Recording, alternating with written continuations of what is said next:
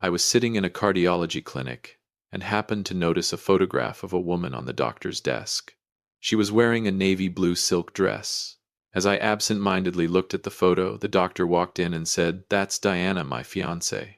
We got engaged last weekend." But the woman in the photo was Meredith, the wife who had lived with me for the past 8 years. I had personally zipped up the back of that navy blue silk dress. That day she had kissed me on the cheek. She told me she was going out for tea with an old friend. But in this photograph she was beaming with happiness, her hand tightly intertwined with Dr. Julian's under the sunlight of the Amalfi Coast. Welcome back to Dad's Real Life Revenge. I'm Dr. Raymond Vance, an experimental chemist. Grab a glass of water, some snacks, get comfortable, and remember the people in these stories had every opportunity to do the right thing, they simply chose otherwise. Leave a comment with the number 1 so we can continue the story, and hit subscribe, you're going to enjoy this one. Before the doctor had even finished speaking, my heart felt as though it had stopped beating. My body felt ready to explode and anger consumed every ounce of reason. My ears rang. A sudden surge of adrenaline rushed through me. The room temperature was 15 degrees Celsius, yet I felt an icy chill spread through my entire body. Meredith, or Diana, the woman lying beside me every night, was in fact another man's fiancée. This betrayal tasted like rusted metal. My brain immediately switched into the analytical mode of a scientist. I did not scream. I did not flip over the desk. I chose silence and observation. I looked directly at Julian, noting every gesture he made as though he were a specimen in a laboratory. I needed quantitative evidence before reaching a final conclusion. Hatred is a chemical reaction with a very long half-life, and I would be the one in control of that reaction. That evening, I sat across from Meredith at the oak dining table in our home. On the table was a plate of seafood linguine. The aroma of butter, garlic, and thyme blended together to create an incredibly warm atmosphere. If it had been yesterday, I would have thought this was heaven. But now this room was merely a laboratory, and the woman sitting across from me was a specimen requiring psychological dissection. As Meredith twirled strands of linguine around her fork, she told me about an afternoon shopping trip with her best friend. She spoke naturally. There was not the slightest fluctuation in her tone. Not a single misplaced blink. Her blinking frequency was 14 times per minute. Completely within the range of someone telling the truth. This level of deception had achieved biological perfection. But I knew the truth. Earlier that day she had been in Julian Montgomery's arms under the name Diana. "You look tired today," Raymond Meredith said. Her voice was as soft as velvet. Her slender hand lightly touched the back of mine. Her body temperature was approximately 36.5 degrees Celsius. Yet it felt as though I had just touched a block of Arctic ice. The sensation was disgusting.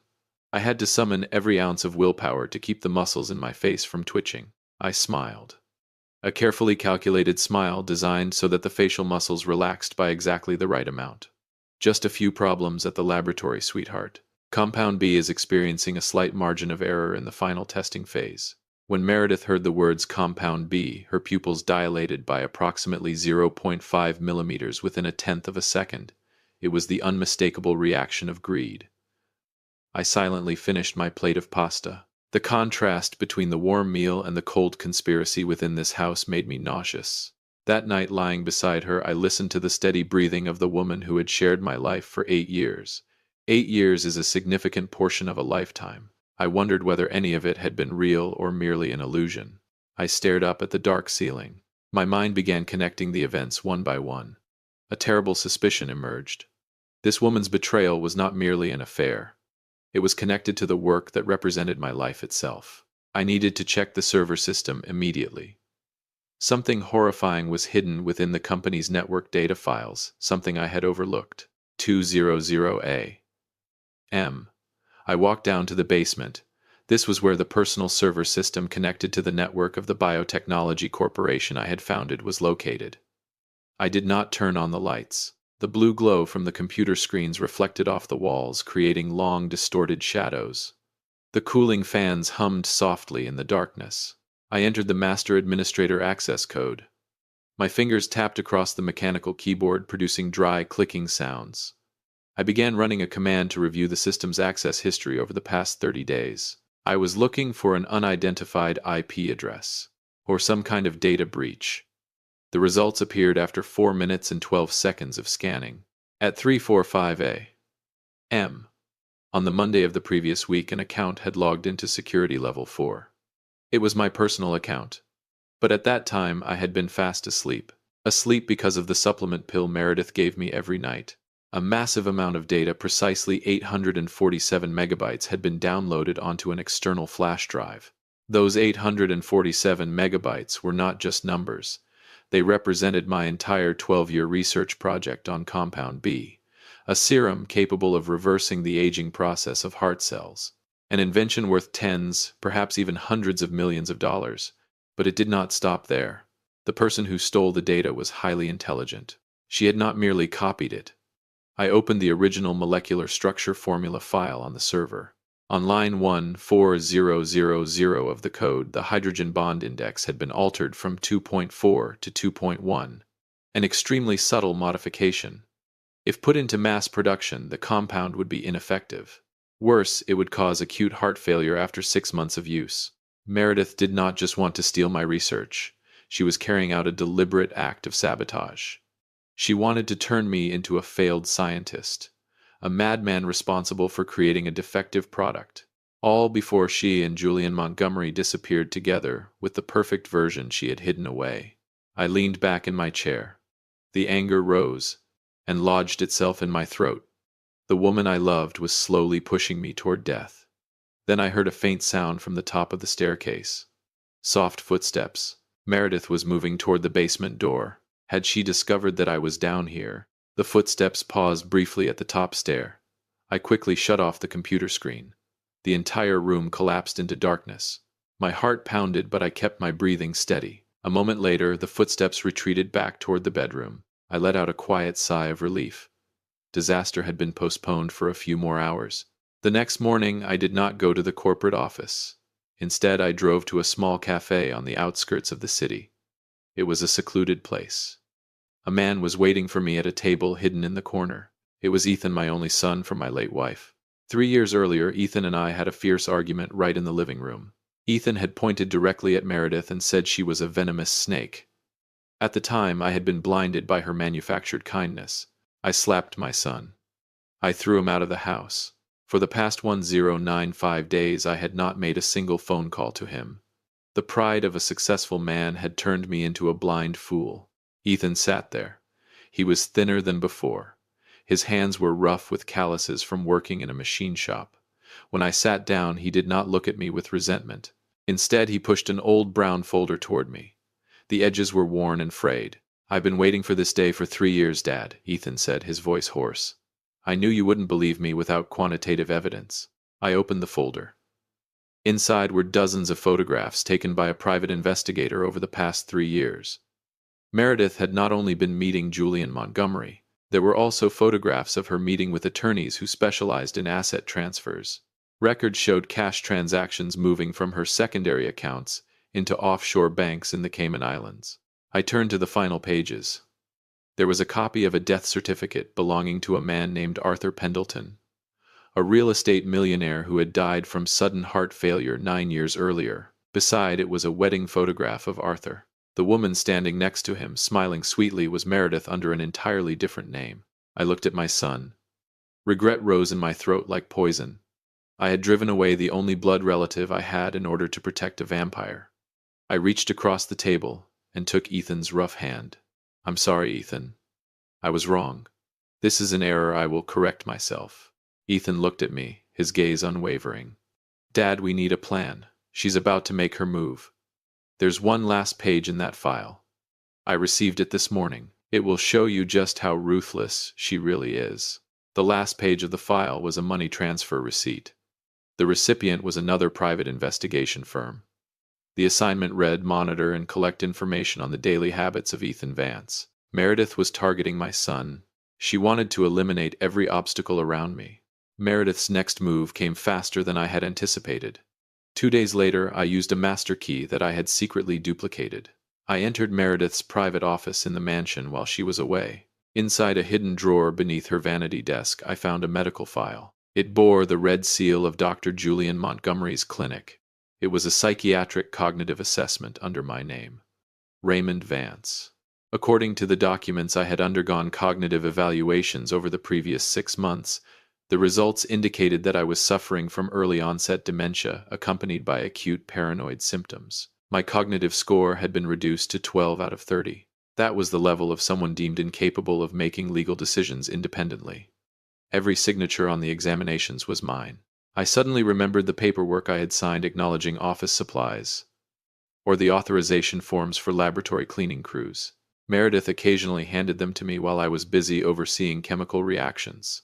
She had cut-pasted and fabricated this entire medical record. Her ultimate objective was revealed on the final page: a petition for full legal guardianship filed under Meredith's name. If a court approved this package, I would officially lose control of the biotechnology corporation. I would lose ownership of Compound B. Every asset I possessed would fall under the management of my lawful spouse, Meredith Vance. She would have the legal authority to sell my life's work, and she could have me committed to a psychiatric institution until the day I died. Before I reveal the $80 million agreement that did not contain my name anywhere on it, if you've made it this far, then perhaps you've found this story interesting. Please help us with one small and quick favor: like and subscribe. Leave a comment with the number 5 so I know you've watched this far, and predict how the story will end to see if your guess is correct. Many people watch without doing that, but it costs you nothing and means a great deal to us. I stood frozen in her office. The file trembled violently in my hands. This was no longer an ordinary case of stolen data. It was a perfectly planned death sentence. I immediately took the file to someone I trusted: Audrey Kensington, a close attorney and my friend since college. After 48 hours of searching judicial databases and national archives, Audrey called me to her office at midnight. Her face was pale. Audrey looked at me and said, "Raymond Meredith is not her real name. The person who has been sleeping beside you for the past 8 years carries the bloodline of a ghost from your past, someone you could never have imagined."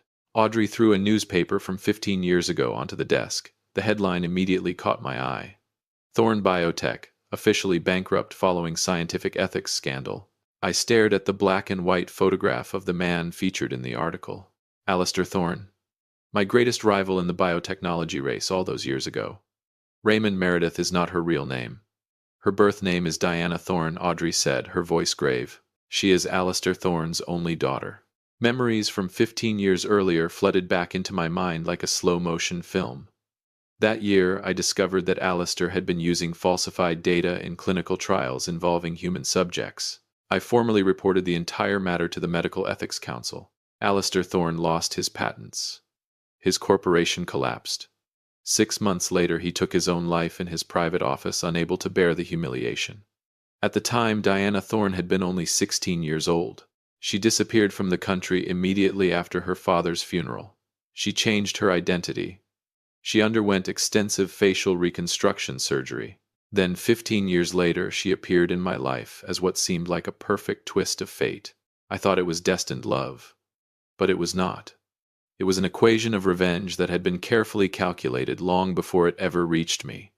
Her motive had never been money alone. The profits from selling Compound B were merely a bonus. Diana Thorne's true objective was vengeance. She wanted me to experience exactly what her father had endured: the destruction of a reputation, the loss of a lifetime's work, and the madness of isolation inside an empty psychiatric institution. Hatred is a chemical reaction with a remarkably long half-life. Diana Thorne had nurtured it in her bloodstream for 15 years. She had used her body and 8 years of her youth as bait. I leaned back in my chair, feeling the bone-deep cold of the truth. But a scientist never surrenders to a toxic variable. To break a structure apart, you must first identify its weakest bond. The weakest bond in Diana's plan was Dr. Julian Montgomery. He believed he was her only lover and trusted accomplice. He had no idea that he, too, was merely a chess piece awaiting removal from the board. I gathered the files and rose to my feet. It was time for me to meet Julian Montgomery and put every card on the table. A counter-trap was beginning to take shape. At 4:00 p.m. the following day, I walked into Julian Montgomery's clinic without an appointment. I locked the office door from the inside. Julian looked up at me in surprise. "Raymond, you don't have an appointment today," he said, his voice tinged with confusion. I did not say a word. I walked straight to his desk. Then I placed 3 documents in front of him. The first was a copy of Meredith's secret bank account in the Cayman Islands where she had transferred $5 million the previous week. The same money she had told Julian was their shared savings for a future escape abroad. The second was a copy of a corporate acquisition agreement with Garrison Brooks's conglomerate. The sole beneficiary listed in the contract was a shell company owned exclusively by Diana Thorne. And the third most important of all was the medical file of Arthur Pendleton, the millionaire husband who had died of heart failure 9 years earlier. Julian stared at the documents. His complexion shifted from healthy pink to ghostly white in less than 30 seconds. I estimated his heart rate was now well above 110 beats per minute. Cold beads of sweat began forming on his forehead. "You see, Julian," I said, my voice level and cold as a machine carved from ice. "You think you are Diana's lover, her accomplice, her fiancé. But in her equation you are merely a tool with an expiration date." I tapped the medical file. "You signed the fraudulent psychiatric evaluations that declared me mentally incompetent. When law enforcement gets involved, who do you think will go to prison for falsifying records and conspiracy to commit murder?" I paused. "You. Meanwhile, she'll be flying to Switzerland with $80 million under a brand new identity.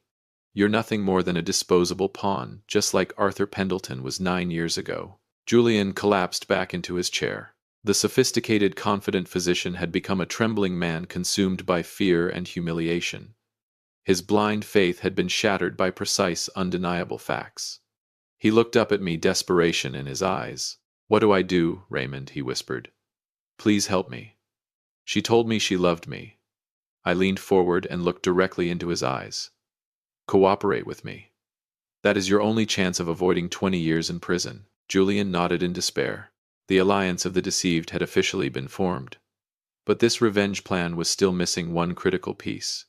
Garrison Brooks, the billionaire industrialist preparing to place $80 million into the hands of a devil. Ethan and I would have to reach him that very night, before it was too late.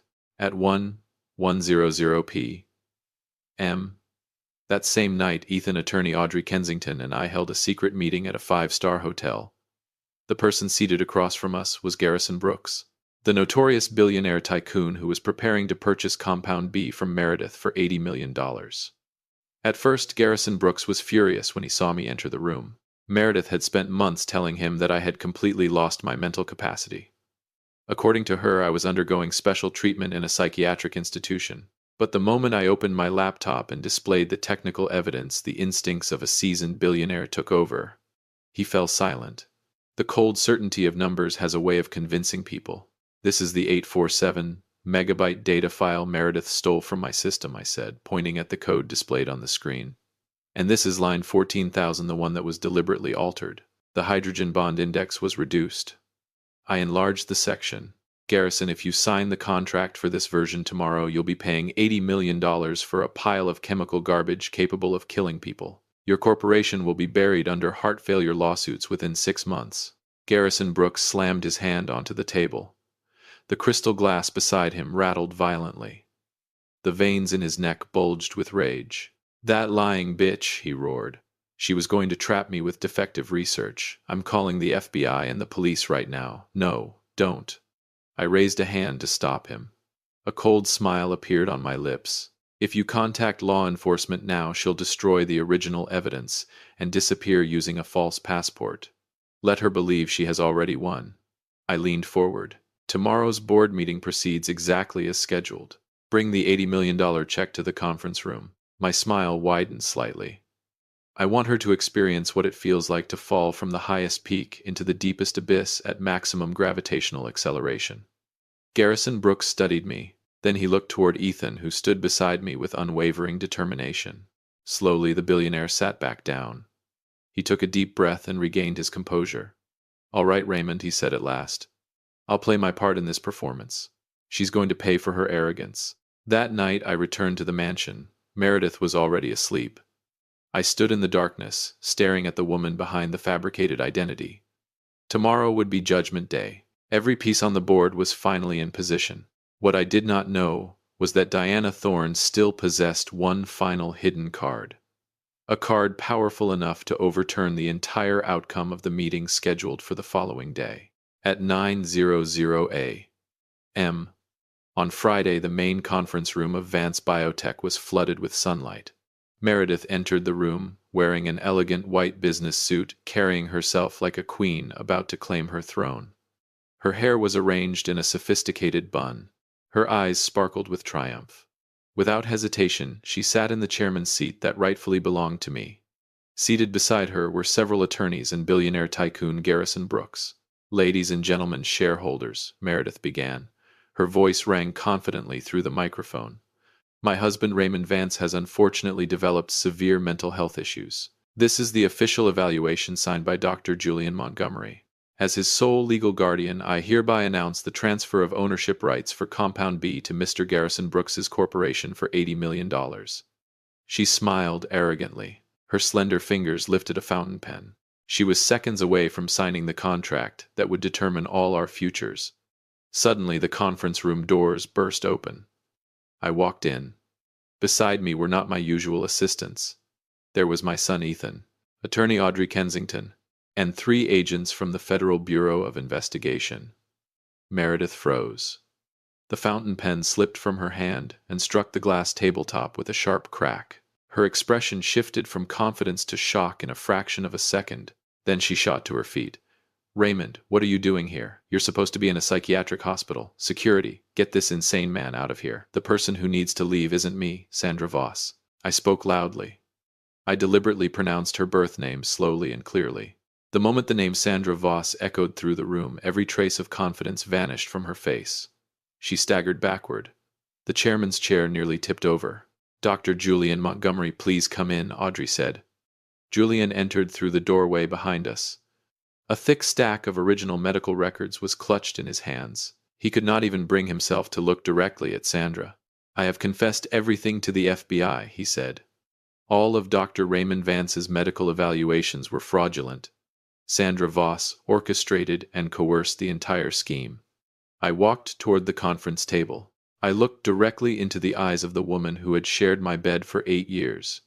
"You believed you stole 847 megabytes of perfect data, Sandra," I paused. "A scientist always creates encrypted traps to protect valuable assets. The file you downloaded was a deliberately flawed version that I had prepared 3 months earlier when I first began noticing suspicious behavior from you. The perfect version never left my original server." Garrison Brooks stood. Without a word, he withdrew the $80 million check. "The game is over, Sandra," he said coldly. One of the FBI agents stepped forward. He produced an official arrest warrant. "Sandra Voss, you are under arrest for identity fraud, large-scale financial fraud, and conspiracy to poison and harm the health of Raymond Vance." The metallic click of handcuffs echoed sharply through the room. Sandra stared at me with eyes overflowing with hatred and despair. She was escorted from the conference room before the entire board of directors. 15 years of plotting by the Voss family had collapsed in less than 5 minutes. The revenge was complete, executed through a mathematical equation with no margin of error. She was escorted toward the police vehicle. But as she reached the grand lobby of the corporation, Sandra suddenly turned back and looked at me. A ghostly smile appeared on her face. Then she whispered a single sentence. The words froze the blood in my veins. This plan had never been hers alone. Her true accomplice was still standing right beside me. The true accomplice. I looked around the conference room. My eyes settled on Julian. He was trembling. But it was not him. He had only ever been a pawn. My gaze shifted to someone else. The corporation's attorney, the man who had quietly helped Sandra legitimize the guardianship documents without my knowledge. The final truth had been stripped down to its core layer. The FBI immediately detained him. My mathematical equation contained no errors. It merely required a few additional seconds to complete its final calculation. 1 month after that day of judgment, the official launch of Compound B was an overwhelming success at the National Convention Center. Vance Biotech's stock surged by 35% during its very first trading session. The media called me a genius, a survivor, a hero who had escaped a shocking family conspiracy. But I was not present at the celebration filled with cameras and applause. Instead, I sat in my old laboratory in the basement. The room was quiet. Only the soft hum of the cooling system filled the air. Ethan walked in carrying 2 cups of hot coffee. He placed one on the table in front of me and sat down across from me. The rich aroma of freshly roasted coffee warmed a place that had once felt unbearably cold. I looked at my son. I looked at the calluses on his hands. Then, I looked back at the glowing chemical vials lined up on the shelves. Throughout my scientific career, I had spent tens of thousands of hours searching for complex structural formulas. I wanted to discover compounds that could extend human life, but I had forgotten the most fundamental truth of all.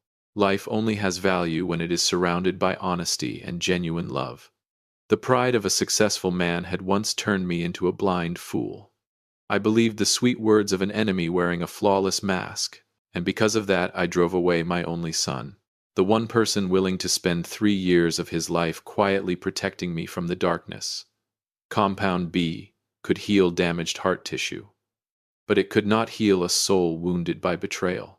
The only things capable of doing that are forgiveness and the courage to face one's own mistakes. The truth may arrive late, but it is always the most accurate answer. Never allow pride to prevent you from listening to the people who truly love you. The truth never becomes outdated. Thank you for staying with me until the end of this story.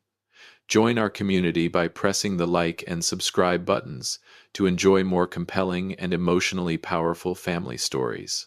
And as always, thank you for being part of this space.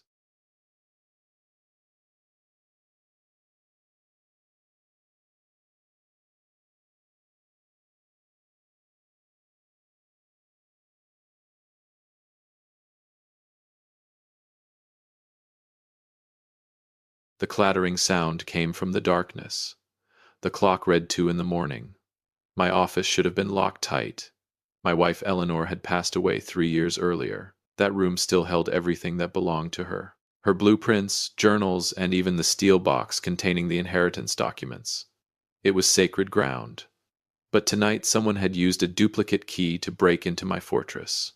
The original key was still in my jacket pocket. Whoever this was had been preparing for this quietly for a long time. Welcome back to Dad's Real Life Revenge. Grab a drink, a few snacks, get comfortable, and remember this. The people in these stories had every opportunity to do the right thing. They simply chose not to. Leave comment number 1 so we can begin the story, and do not forget to subscribe. You are going to love how this one ends. I moved lightly across the wooden floor. The familiar creaks had long ago been eliminated by walking close to the walls. One advantage of being an architect is knowing every inch of the house you built with your own hands. I cracked the door open. The glow from a phone screen illuminated Chloe's face. My sweet, polite daughter-in-law. The woman who always claimed she did not care about money. Yet at that moment her eyes gleamed with reckless greed. Her hands hurried through stacks of blueprints. She was searching for the inheritance provisions meant for Ethan, my son. I stood in suffocating silence, watching my daughter-in-law rummage through my late wife's legacy with a stolen key. The sense of betrayal and insult shot down my spine like electricity. The family structure I had worked so hard to protect was being hollowed out from within by a parasite. She was not just searching through paperwork. She was trampling on Eleanor's memory. She was putting a price on this house, a price on my life, and a price on my son's love. Rage swelled inside my chest, but I forced myself to stay calm. A crack in a wall cannot be repaired by smashing it apart. I needed to know how deep it went. I did not turn on the lights. I did not storm in shouting. I simply stood there, blending into the darkness, watching the naked truth unfold. Chloe let out a sigh of relief when she found the blue folder. She raised her phone and photographed every page. Each click of the camera felt like a hammer, striking the last remnants of my patience. She had no idea that the core blueprint of this house had already been changed, and the trap designed for her greed had officially been set in motion. The blue glow from Chloe's phone screen suddenly disappeared. Darkness quickly swallowed the office once again. She tiptoed out of the room. I stepped deeper into a recess in the hallway. As I watched her silhouette glide past, a chill settled in my chest. Betrayal always begins with the smallest cracks. I followed her with my eyes, and my mind drifted back to a year earlier, to the day this woman first entered my family. It was an autumn evening. Ethan had brought his girlfriend home to meet me. I had prepared a warm dinner. I wanted to welcome the woman who might spend the rest of her life with my son. But a seasoned architect does not judge by glossy paint on the surface. He studies the foundation. From the moment Chloe stepped through the front door, she revealed the instincts of someone who measured value. She did not pause to look at the family photographs filled with memories. Instead, her eyes swept across the decorative moldings on the ceiling. She lightly tapped a solid oak column with her fingers as though estimating the thickness of the wealth behind it. My discomfort began to grow during dinner. The moment Ethan stepped away to the kitchen for more water, Chloe's mask slipped. She did not ask about my health. She did not ask about Ethan's life. Her first question caught me completely off guard. She asked about the property taxes in the neighborhood. She wanted to know how much it cost to maintain the house. Then, in a casual tone, she began probing into my investments. She wanted to know how many shares I still owned in my former architectural firm. I sat quietly studying every small movement. There was no warmth in her eyes, no sign of someone deeply in love. There was only the cold calculation of a business person evaluating a profitable opportunity. Ethan returned to the table wearing his innocent smile. My son was completely blinded by love. He could not see the monster sitting across from him. A deep sense of unease crawled down my spine.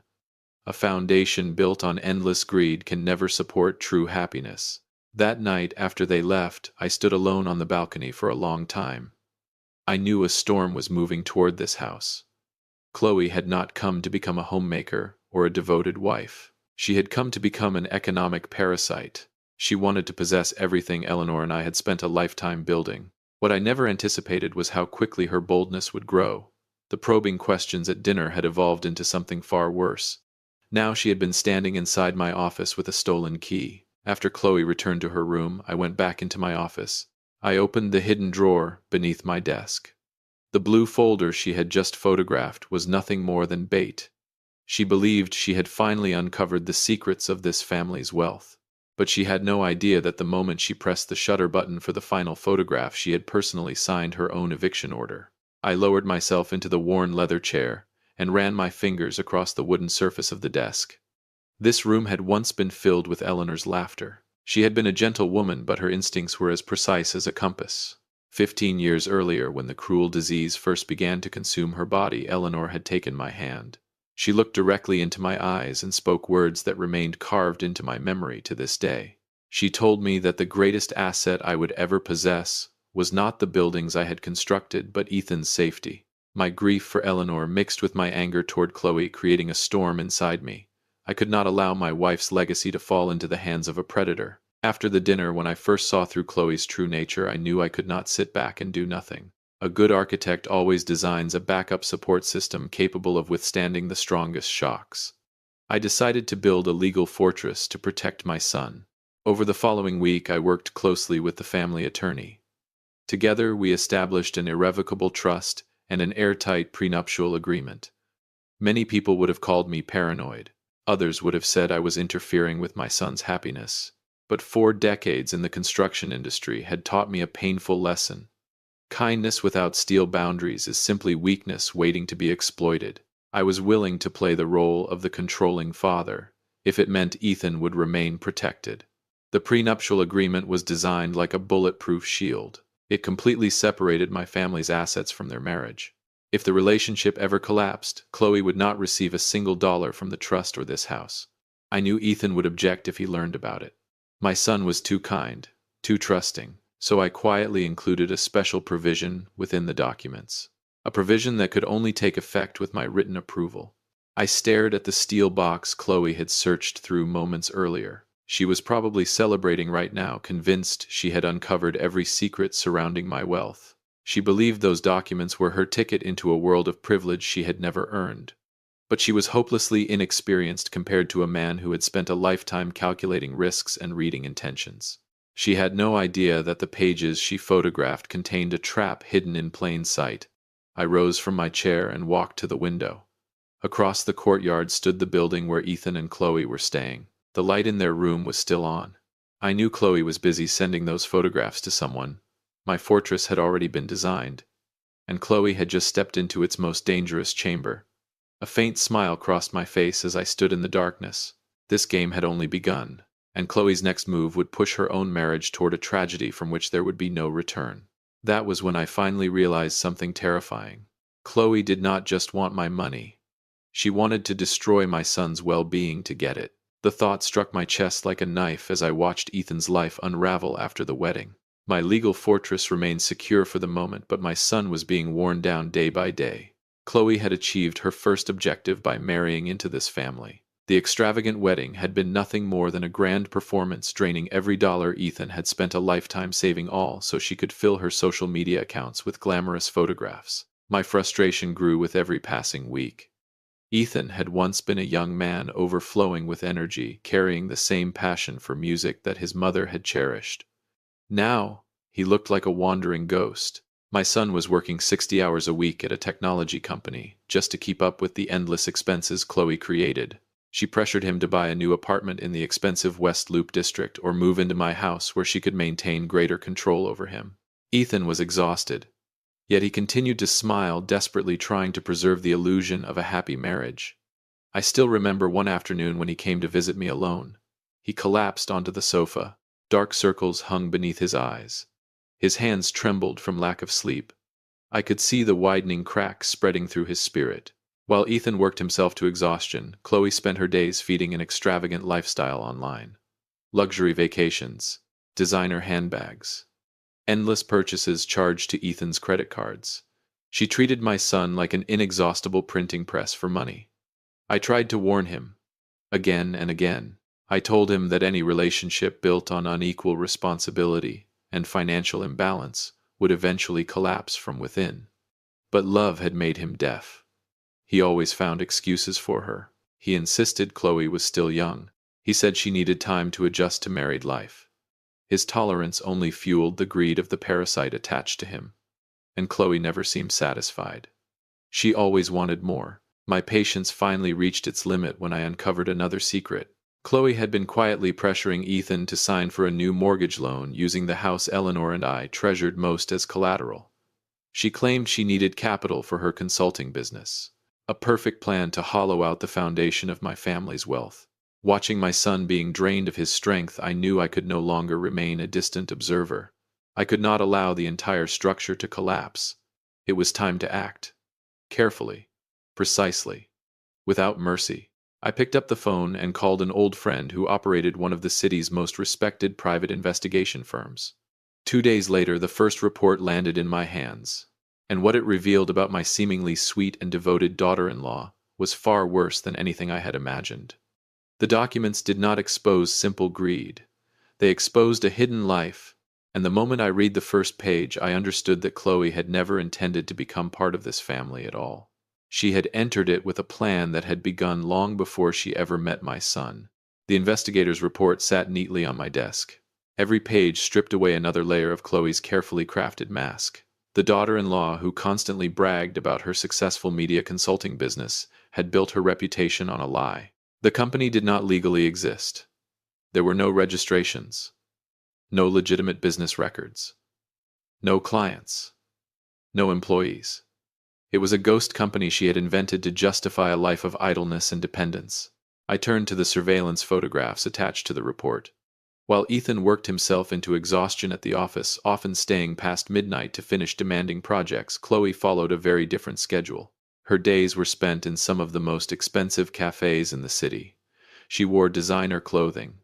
She staged glamorous photographs for social media. She laughed with friends and posed beside luxury purchases she had never earned. Every extravagant bill led back to Ethan's accounts. Every swipe of a credit card came from my son's labor. She was living like royalty on his sacrifice. A true economic parasite. Anger tightened in my throat. The entire structure now stood exposed before me. This was not merely selfishness. It was the blueprint of a marriage scam.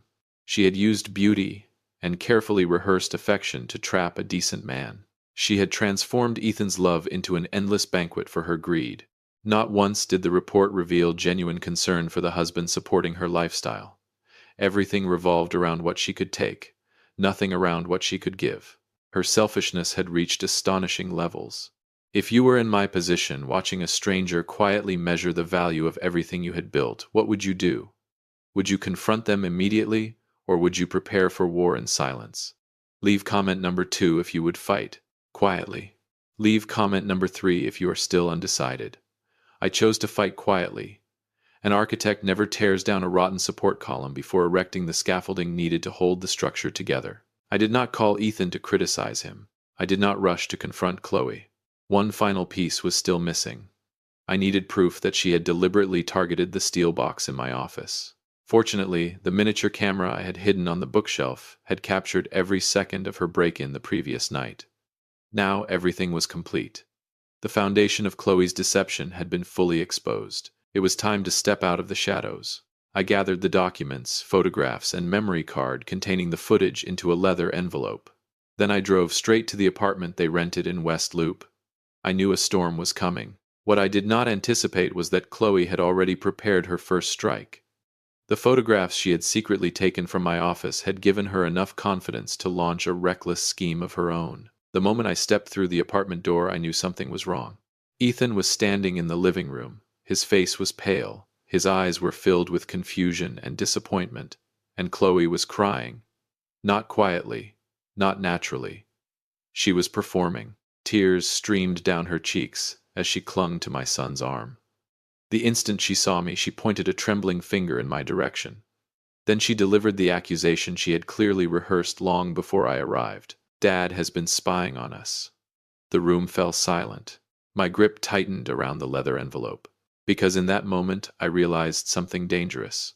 Chloe was no longer trying to steal the family's money. She was trying to destroy the trust between a father and his son, and that was a mistake she would soon regret more than anything she had done before. The door to the West Loop apartment had barely opened when the scent of Chloe's expensive perfume hit me. The tension inside the living room was immediate. Ethan sat on the sofa with his head lowered, his fingers tightly intertwined in front of him. He looked exhausted, defeated. The moment Chloe saw me step inside, she showed no fear whatsoever. Instead, she sprang to her feet. In her hand were printed copies of the documents she had photographed inside my office. She had decided to strike first. Without hesitation, Chloe launched into the role of the victim. She turned toward Ethan with tears already forming in her eyes. Then she pointed at me. Her voice trembled with manufactured outrage. She accused me of being a tyrant, a controlling father, a selfish old man obsessed with manipulating his son's life. She waved the papers in front of Ethan and claimed I had secretly created trusts and legal barriers specifically to exclude her from the family. She insisted I had never respected her, never accepted her, never treated her as one of us. Every sentence was carefully crafted to transform me into a villain in my son's eyes. The shamelessness of it made my blood boil. But I remained perfectly still, my back straight, my expression calm, like a load-bearing column designed to withstand an earthquake. I watched as she demanded rights to property she had never helped build. She insisted Ethan force me to transfer part of the ownership of the house Eleanor and I had cherished for decades. She called it her legal entitlement, her reward for supposedly sacrificing so much for this family. The louder she shouted, the more clearly her greed revealed itself. Every word stripped away another layer of the mask she had worn for years. Across the room, Ethan finally looked up. His eyes were filled with exhaustion and confusion. My son was trapped between the father who had raised him and the woman he still believed he loved. He thought this was merely a legal misunderstanding. Nothing more. Seeing his hesitation, Chloe became even bolder. She declared that if I refused to transfer ownership of the house or surrender control of part of the estate, she would file for divorce. Then she threatened lawsuits, defamation claims, public accusations. She believed the photographs she had stolen gave her leverage. She believed she held the winning hand. I looked directly into her eyes and said nothing. The silence changed everything. Her voice weakened. The shouting slowed, then stopped completely. For the first time that evening, uncertainty appeared on her face. The room fell into a chilling silence. Slowly, I placed the leather envelope onto the glass coffee table. My gaze never left hers. Then I smiled. A cold, deliberate smile, because it was finally time for Chloe to see the true structure of the trap she had stepped into. I unfastened the envelope. Inside were several documents. I removed the first one, a legal filing bearing the official seal of one of the state's most respected law offices. Without a word, I slid it across the table toward her. Chloe snatched it up immediately. Her confidence lasted less than 3 seconds. I watched her eyes move across the first page, then reach the figure printed in bold type. The color drained from her face. Her mouth fell slightly open. The arrogance vanished. The anger vanished. Even the tears vanished. All that remained was pure terror. Because the number she was staring at was not the value of the estate she hoped to claim. It was the amount she had unknowingly made herself liable for under the fraud and unlawful access provisions triggered by the documents she had stolen. And for the first time since entering my family, Chloe realized she had made a catastrophic miscalculation. The photographs she thought were her greatest weapon had just become the strongest evidence against her. The moment I spoke the number $2.5 million, the real monster inside Chloe finally revealed itself. The luxurious living room suddenly felt as suffocating as a tomb. I pointed to the legal document resting on the table. That figure represented the true value of the trust Eleanor had established for Ethan, a fortune large enough to provide comfort, security, and prosperity for the rest of his life. Chloe's eyes widened instantly. A raw hunger flashed across her face. She stared at the number the way a starving person might stare at a banquet. For a brief moment, pure greed overwhelmed every attempt at self-control. But the smile forming on her lips never had a chance to bloom. I turned the page. Everything changed. The next document was the prenuptial agreement, the legal fortress I had spent years designing. I looked directly at Chloe as the color slowly drained from her face. Then I began explaining the provisions one by one, every asset, every account, every dollar held within the trust. All of it belonged solely to Ethan. The trust was protected under strict legal safeguards. It remained completely separate from the marriage, and in the event of divorce, none of it could become marital property. Not a dollar. Not a single cent. Chloe lunged forward and grabbed the documents. She flipped through the pages frantically. Her hands shook so violently that the edges of the paper began to tear. The transformation was horrifying to watch. The helpless victim she had pretended to be vanished completely. In its place stood someone consumed by panic, consumed by greed, consumed by the realization that everything she believed she was entitled to was slipping away. Then understanding struck her. The steel box she had broken into the night before had been bait. The photographs she had stolen were worthless. Every clause she thought she had uncovered required my written authorization before it could ever take effect. Her prized weapon had become useless. The shock quickly turned into rage. Chloe threw the documents onto the floor. The sound echoed through the apartment. Then she began screaming. Not arguing. Not defending herself. Screaming. Like an animal cornered with nowhere left to run. She turned toward Ethan and demanded his support. She begged, then threatened, then pleaded again. But Ethan remained seated. Silent. Motionless. Watching. For the first time since their wedding, my son looked at his wife as though she were a stranger, because for the first time he was seeing the truth. Not a loving partner. Not a devoted wife. Not a victim. Just a woman obsessed with a number. $2.5 million. I rose from my chair and straightened my jacket. An architect knows when a structure can no longer be saved. Ethan's marriage had collapsed the moment the foundation of deception beneath it was exposed. I looked at Chloe one final time. She stood there trembling with fury, breathing heavily, her carefully crafted world falling apart around her. Before leaving, I spoke a single sentence. I told her she should prepare herself for what would happen within the next 48 hours. Then I walked out, leaving behind a battlefield of shattered illusions. I knew Ethan needed time. Time to think. Time to grieve. Time to make the final decision for himself. But I also knew something else. The deadliest blow against Chloe had not yet been delivered. It was not hidden within the trust. It was not buried in legal documents. It was not contained in any financial record. The true weapon had been waiting quietly for 15 years, locked away among Eleanor's most treasured possessions, a priceless gift she had entrusted to me before her death. And once Chloe discovered what Eleanor had left behind, she would realize that losing the money was the least of her problems. One day after the explosion at the West Loop apartment, Ethan drove to my house on his own. My son looked as though he had just survived a serious illness. He said nothing. He simply walked into the old family living room and sat down in silence. I could see it in his eyes. His heart was breaking apart. The truth about Chloe had been far more brutal than someone as loving and trusting as Ethan could have imagined. I did not lecture him. I did not tell him that I had been right. Instead, I walked to a glass cabinet and removed a small oak box covered with years of dust. Then I placed it on the table in front of him. Inside was a single letter. The paper had yellowed with age. These were the final words Eleanor had written before she closed her eyes forever 15 years earlier. Somehow she had seen it coming. She had understood the strength and weakness that existed within our son. I told Ethan to open it. As he unfolded the pages, his mother's voice seemed to return through every elegant line of handwriting. The letter contained advice about choosing a life partner, about recognizing genuine love in a world filled with hidden motives, about protecting one's heart without losing one's kindness. Then Ethan reached a particular sentence, and he broke down.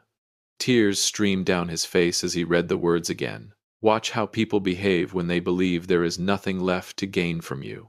The sentence cut through the darkness in his mind like a beam of light. It perfectly described what had happened the night before. The moment Chloe realized she could never touch a single dollar from the trust her mask had shattered. She had become vicious, cruel, vindictive. She had insulted Ethan, threatened him, promised to ruin his life. Her love had existed only as long as the money remained accessible. Have you ever met someone who saw a vault instead of your kindness? As I watched my son cry, I knew something important was happening. The cleansing had begun.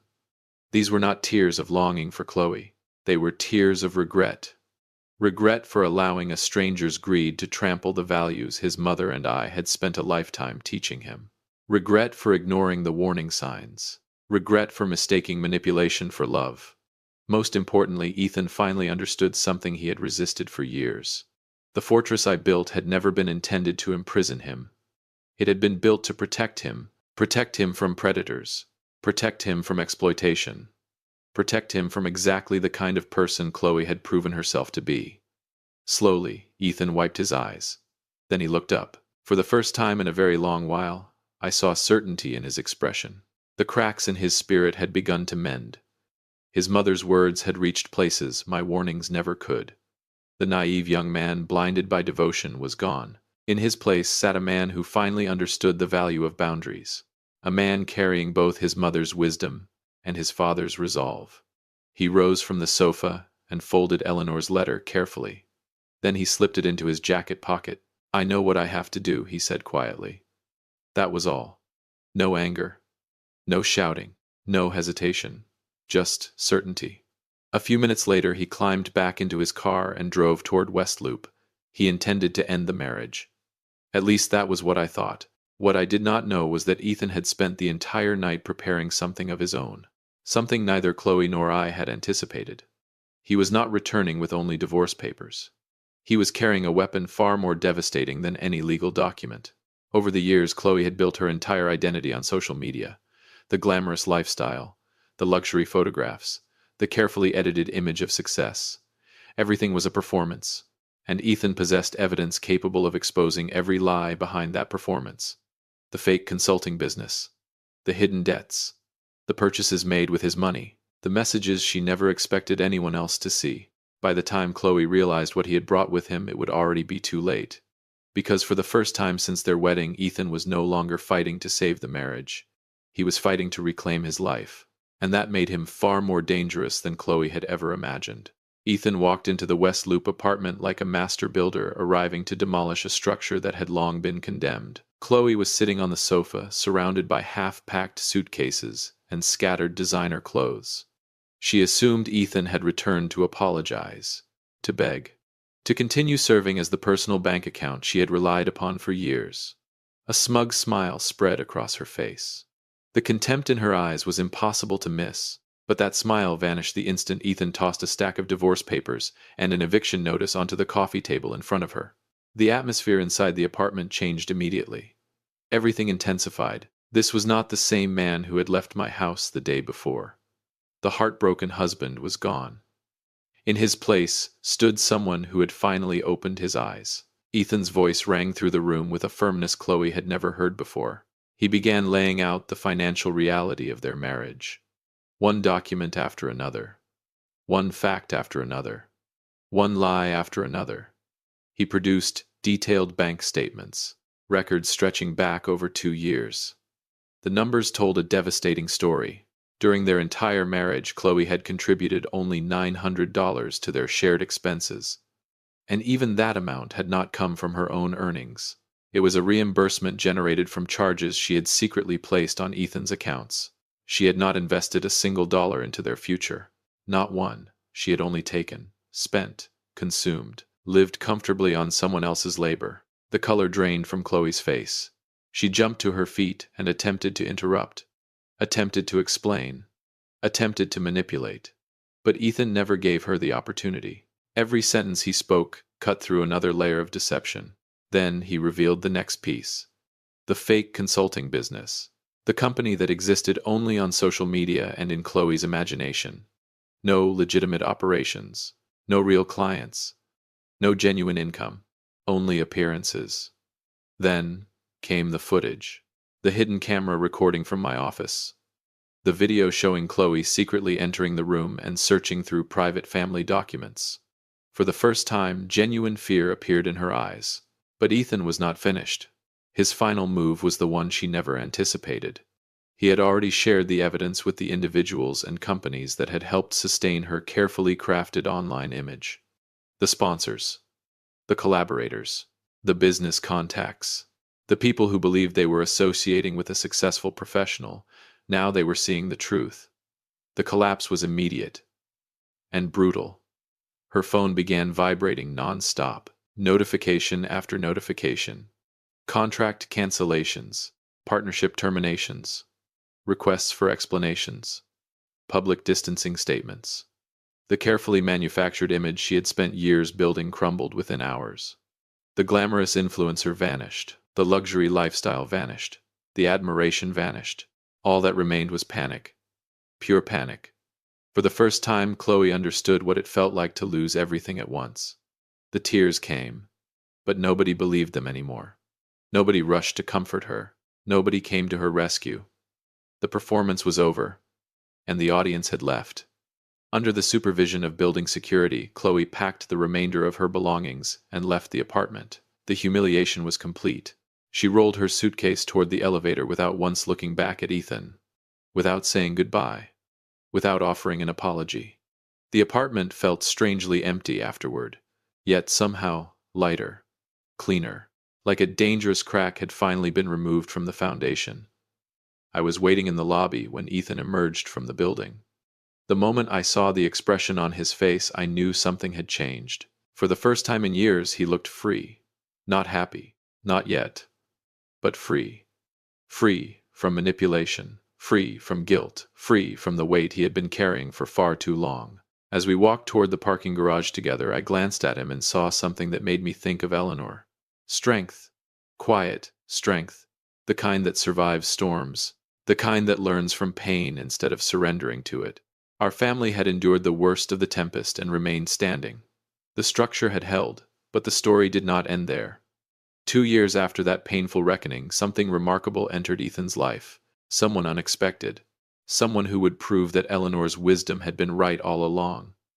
Because sometimes a foundation must be cleared of every rotten beam before something truly beautiful can be built upon it. 2 years passed quickly after the financial storm named Chloe. The old house Eleanor and I had built was once again filled with light, warmth, and laughter.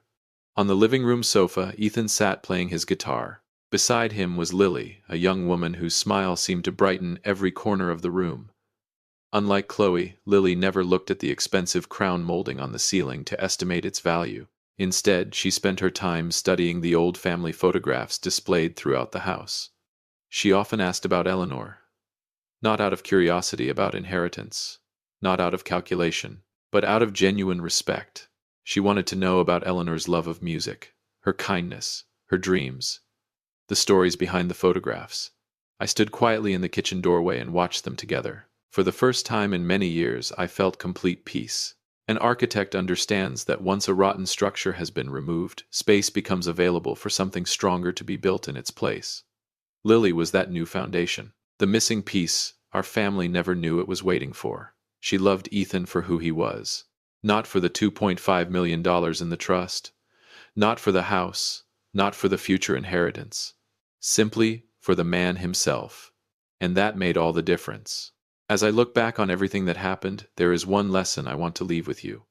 Throughout life, you will encounter people who see kindness as an opportunity rather than a virtue. They wear polished smiles. They say all the right words. but beneath the surface lies an endless hunger for what belongs to someone else. The hardest truth I learned is this: good people cannot always be protected by goodness alone. Sometimes kindness needs boundaries. Sometimes compassion needs strength. Sometimes love needs rules. Build those boundaries before you need them. Protect the people you care about. Protect your family. Protect your future. Because kindness without strength often becomes an invitation to exploitation. In the end, our story reached a deeply satisfying conclusion. Justice prevailed. Truth survived. And the values Eleanor spent her life defending remained intact. Thank you for spending this time with Dad's Real-Life Revenge. Remember this: as you move through your own journey, storms will come. People will disappoint you. Foundations will be tested. But if your principles are strong enough, your life can withstand even the fiercest winds. And sometimes after the storm has passed, the view becomes more beautiful than you ever imagined.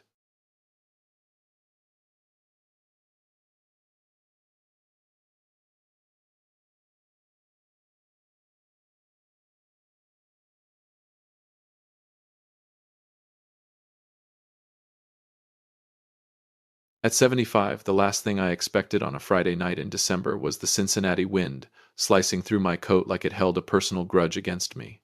Snow hammered down from the dark sky. The cold sank deep into my bones.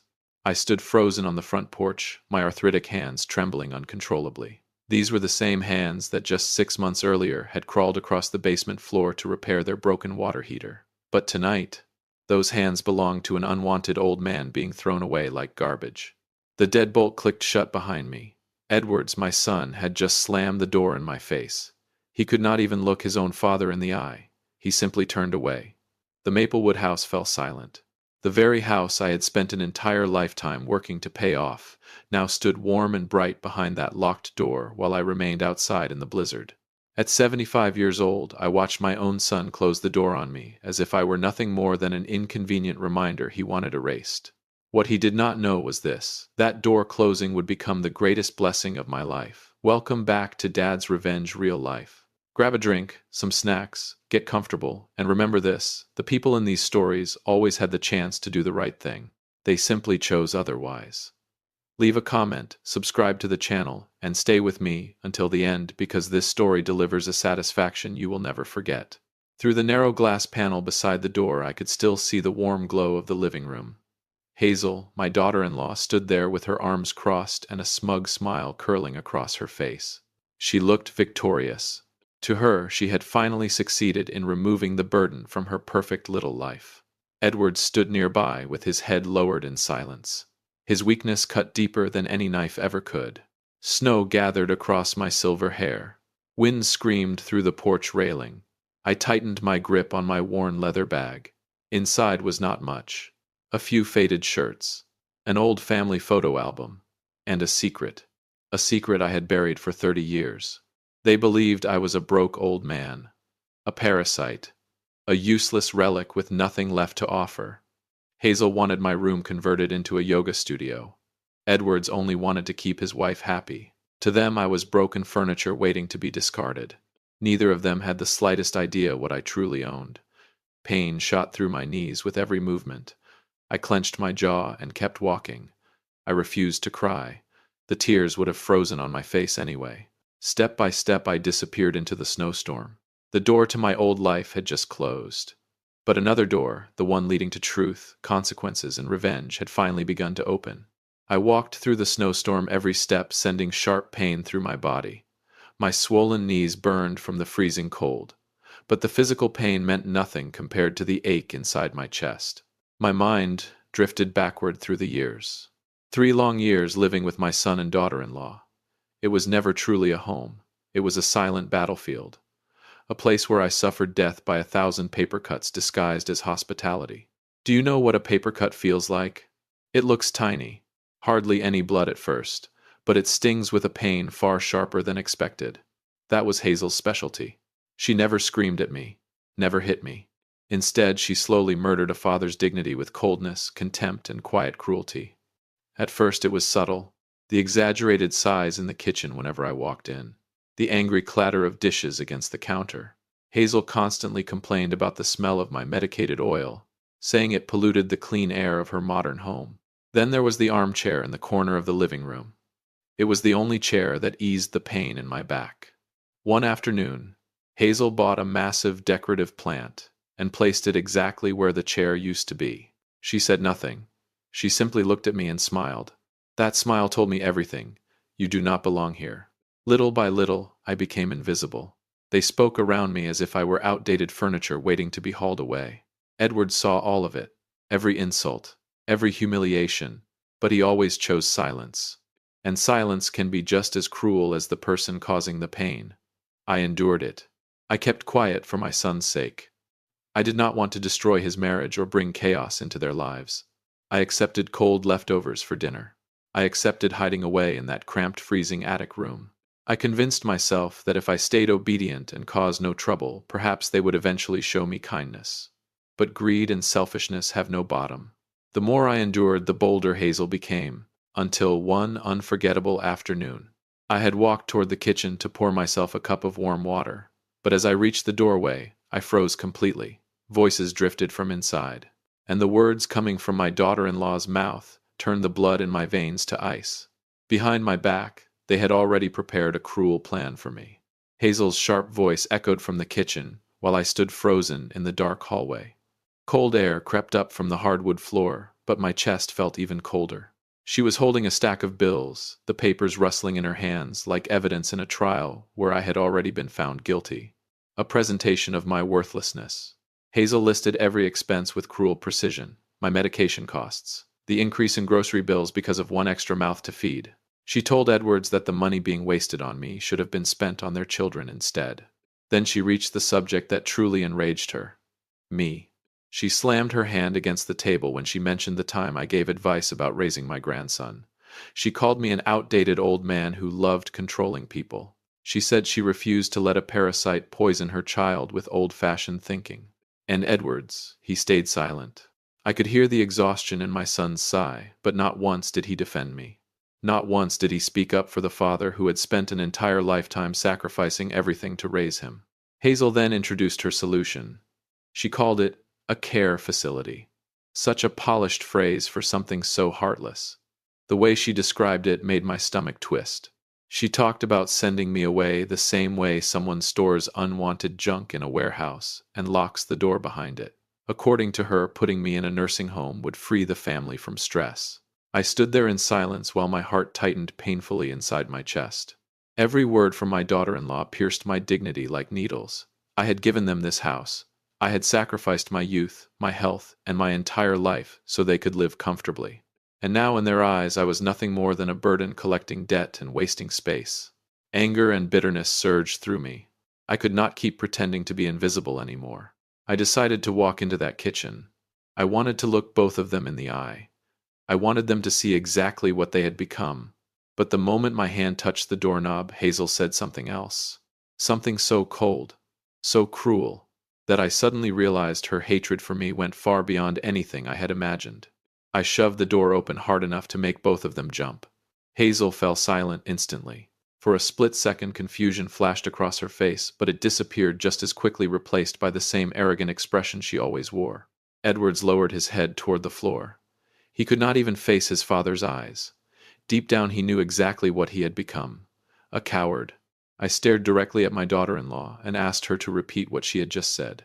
I asked whether she had any conscience left at all. Silence swallowed the warm kitchen, but none of that warmth belonged to me anymore. Hazel showed no remorse. Instead, she stepped closer, fury burning in her eyes. "Get out, you useless burden!" Her voice exploded through the room, shattering the final fragile piece of hope I still carried about the meaning of family. She ordered me to pack my things immediately. She said she did not want to see my face in that house for another second. I turned toward Edwards. I waited for something. A single word. A protest. A hand reaching out to stop me. But my son stood there motionless, like a statue carved from stone. He had made his choice, and his choice was cruelty. My dignity was crushed beneath their feet, but I refused to beg. I turned around and walked back toward my attic room. I picked up my old worn travel bag. The truth was, I had prepared that bag 15 years ago. Ever since my wife died, I had known this day might come someday. I knew how quickly human hearts could change. I stepped out of the attic for the final time and walked through the living room. No one stopped me. No one followed. I opened the front door and stepped directly into the raging snowstorm. The wooden door slammed shut behind me. At 75 years old, I officially became homeless. Snow buried my footprints almost immediately as I wandered through the frozen streets with nowhere to go. But beneath the pain, beneath the humiliation and heartbreak, something else had already begun growing inside me. A plan. They believed they had finally removed a burden from their lives. What they did not realize was this: they had just activated a ticking time bomb. And when it exploded, the peaceful little world they had built on greed and betrayal would collapse right in front of them. Snow fell harder with every passing minute. The small town disappeared beneath the freezing darkness. I kept walking through the storm, each step feeling like punishment. My knees had swollen badly, and pain tightened through my body with every breath I took. The Cincinnati wind roared in my ears, as if it were mocking the misery of an old man abandoned by his own son. I could not keep going. My entire body trembled violently from the cold. Snowflakes clung to my eyelashes, blurring my vision until the world became nothing but white shadows and streetlights. Finally, my legs gave out beside an old car parked along the curb. I collapsed into the snow. The freezing steel brushed against my skin, but it still was not as cold as the human heart. I leaned against the tire and stared at my frail hands. Hands hardened by a lifetime of labor. Hands that had built a future for a son who now treated me like garbage. Growing old does not destroy a person through great tragedies. It destroys them through countless small humiliations. I had survived losing my beloved wife. I had survived losing my health. But what finally broke me was the cruelty of the people I once called family. They treated me like I was invisible. They threw me into a snowstorm like a bag of trash, convinced I would quietly die somewhere forgotten and alone. They believed I had nothing left. That part made me almost laugh. Slowly, with trembling fingers, I reached into my coat pocket and pulled out an old flip phone. The screen glowed weakly in the darkness. I searched through the contacts until I found a number I had not called in years. A man from my past. The only person who truly knew who I was. I pressed the call button. The ringtone echoed softly through the silent street before someone answered. Hello. The familiar voice sent warmth through my frozen chest. I fought to keep my own voice steady as I spoke. I was calling Officer Ramirez, and I told him I needed help. Ramirez recognized my voice immediately. His tone changed instantly. He ordered me to stay where I was, and promised he was coming right away. The call ended. I closed my eyes as exhaustion dragged at my body. My strength was fading fast, but inside me a spark had finally ignited. Officer Ramirez was coming, and with his arrival a secret buried for decades was about to rise to the surface. My cowardly son and vicious daughter-in-law had no idea who that man truly was, and they certainly had no idea what he was about to bring into my life. Headlights tore through the raging snowstorm, cutting across the darkness like a blade. Tires crunched heavily against the thick ice as a police cruiser slid to a stop directly in front of me. Officer Ramirez jumped out immediately. The moment he saw me sitting there in the snow, panic flashed across his face. He rushed toward me, grabbed my arms, and helped me to my feet. Without hesitation, he removed his heavy winter coat and wrapped it around my trembling shoulders. For the first time that night, I felt warmth. Ramirez guided me into the patrol car. The heat from the vents slowly eased the agony inside my frozen joints. He looked at me with disbelief and sorrow, unable to understand how a 75-year-old man had ended up abandoned in the middle of a blizzard. But with Ramirez beside me, I finally felt safe. Our connection went back decades, all the way to 1994, the year my wife died. That was the year I lost Violet, the woman I loved more than life itself. During the darkest days of my grief, a young police officer named Ramirez stayed beside me when almost everyone else disappeared. He helped me through funeral arrangements, paperwork, and the endless silence that followed losing the person who held your soul together. Over time, we became something more than friends. Ramirez became the only living person who knew the truth about my life. As he drove through the storm, he glanced at me through the rearview mirror and quietly asked about Edwards and Hazel. I simply shook my head. Some betrayals are too painful to describe out loud. Ramirez let out a slow breath. Then his expression hardened. He told me there was no reason to hide the truth anymore.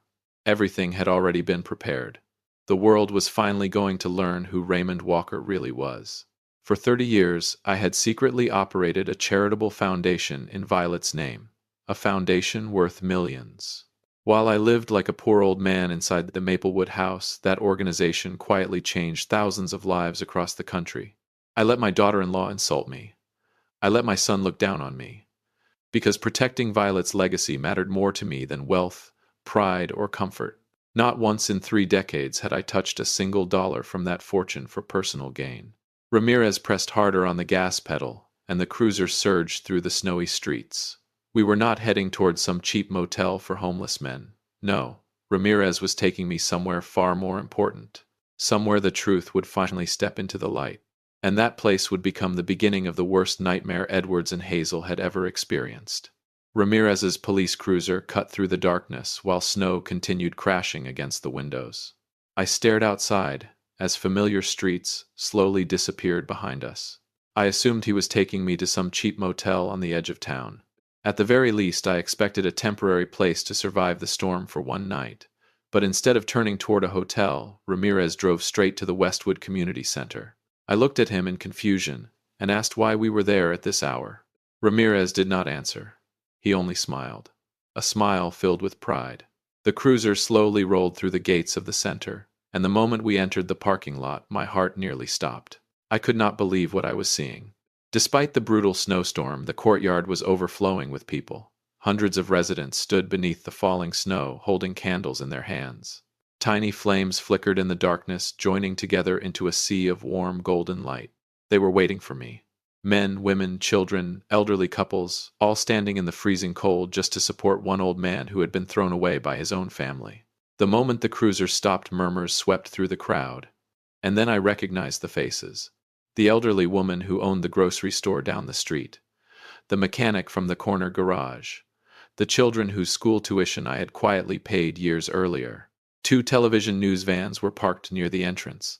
Camera lights exploded across the snow as reporters rushed forward. Bright flashes illuminated the police car from every direction. Emotion tightened in my throat. For the first time that night, I realized something important. I was never alone. I had spent 30 years protecting my secret from my son, while an entire community had been protecting it for me. Everyone in this neighborhood knew who I truly was, except Edwards. They knew I was the man behind the Violet Foundation. They knew I had quietly saved thousands of struggling families over the last 3 decades. Ramirez stepped out and opened the car door for me. As I slowly climbed out, the crowd erupted into cheers and applause. Some people were crying openly. Others raised their candles higher into the storm. Reporters surged toward me with microphones in hand. They wanted to interview the city's mysterious philanthropist, the same man who had just been thrown out into a blizzard by his own son. Live television coverage began instantly. My face appeared on screens across the entire city. And somewhere inside that warm Maplewood house, 2 cruel people were about to experience the most horrifying shock of their lives the moment they turned on their television. If you've stayed with this story until now, do us one quick favor: subscribe. A lot of people watch without subscribing, but it costs nothing and means everything to us. Back at the Maplewood house, the living room still glowed with warmth and comfort. Hazel sat calmly, sipping a cup of hot tea, while Edward slouched on the sofa, staring blankly into space. He tried to avoid his own conscience by pretending not to think at all. The large television mounted on the wall played the late-night news. Then suddenly the anchor's voice sharpened with urgency. A breaking story. The screen switched to live footage from the Westwood Community Center. Cameras swept across a massive crowd of people holding candles beneath the raging snowfall. Then the lens zoomed in on an elderly man slowly stepping out of a police cruiser. Edwards froze. His eyes widened in horror. Because the man on the screen was me. The chyron beneath my face read, Raymond Walker, founder of the Violet Foundation. Hazel's teacup slipped from her fingers and shattered across the hardwood floor. The woman who had called me a useless burden was now watching the 11 o'clock news, discover that the burden had secretly funded half the city for 3 decades. Shock quickly turned into terror. Edwards stared at the television, like he had seen a ghost rise from the grave. The news anchor continued speaking, revealing details about the Violet Foundation, a charitable organization worth tens of millions of dollars. They talked about scholarships, shelters, food programs, medical aid, and countless community projects funded quietly over the years. Then came the final blow. The foundation's owner also possessed multiple properties across the city, and that owner was the old man they had thrown into a blizzard. Edward sprang from the couch in panic. He barely managed to throw on his coat before rushing out the front door like a madman.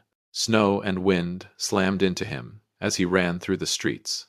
The storm now sounded less like weather and more like judgment. Meanwhile, at the Westwood Community Center, volunteers and residents escorted me into the brightly lit main hall. Officer Ramirez remained at my side like a shield. Reporters crowded near the entrance while cameras continued broadcasting live across the city. Then suddenly, the glass doors burst open. Edward stumbled inside, breathing hard, covered in snow from head to toe. His face was completely drained of color. The moment the crowd recognized him, whispers exploded throughout the hall. Cameras instantly turned toward the traitorous son. If you want to see the look on a son's face when he realizes his father is a millionaire, hit like and leave a comment saying justice if you're holding your breath for the ending. Edward stared at me with trembling lips. He took a hesitant step closer, and for the first time in years, all his arrogance had vanished. In its place was pure fear, pure desperation. He opened his mouth to call me Dad. He even reached toward me as though he wanted to grab my sleeve and beg for forgiveness in front of millions of viewers watching live from home. But I never said a word. I looked at my own son with eyes colder than the Cincinnati winter outside. Then I turned away.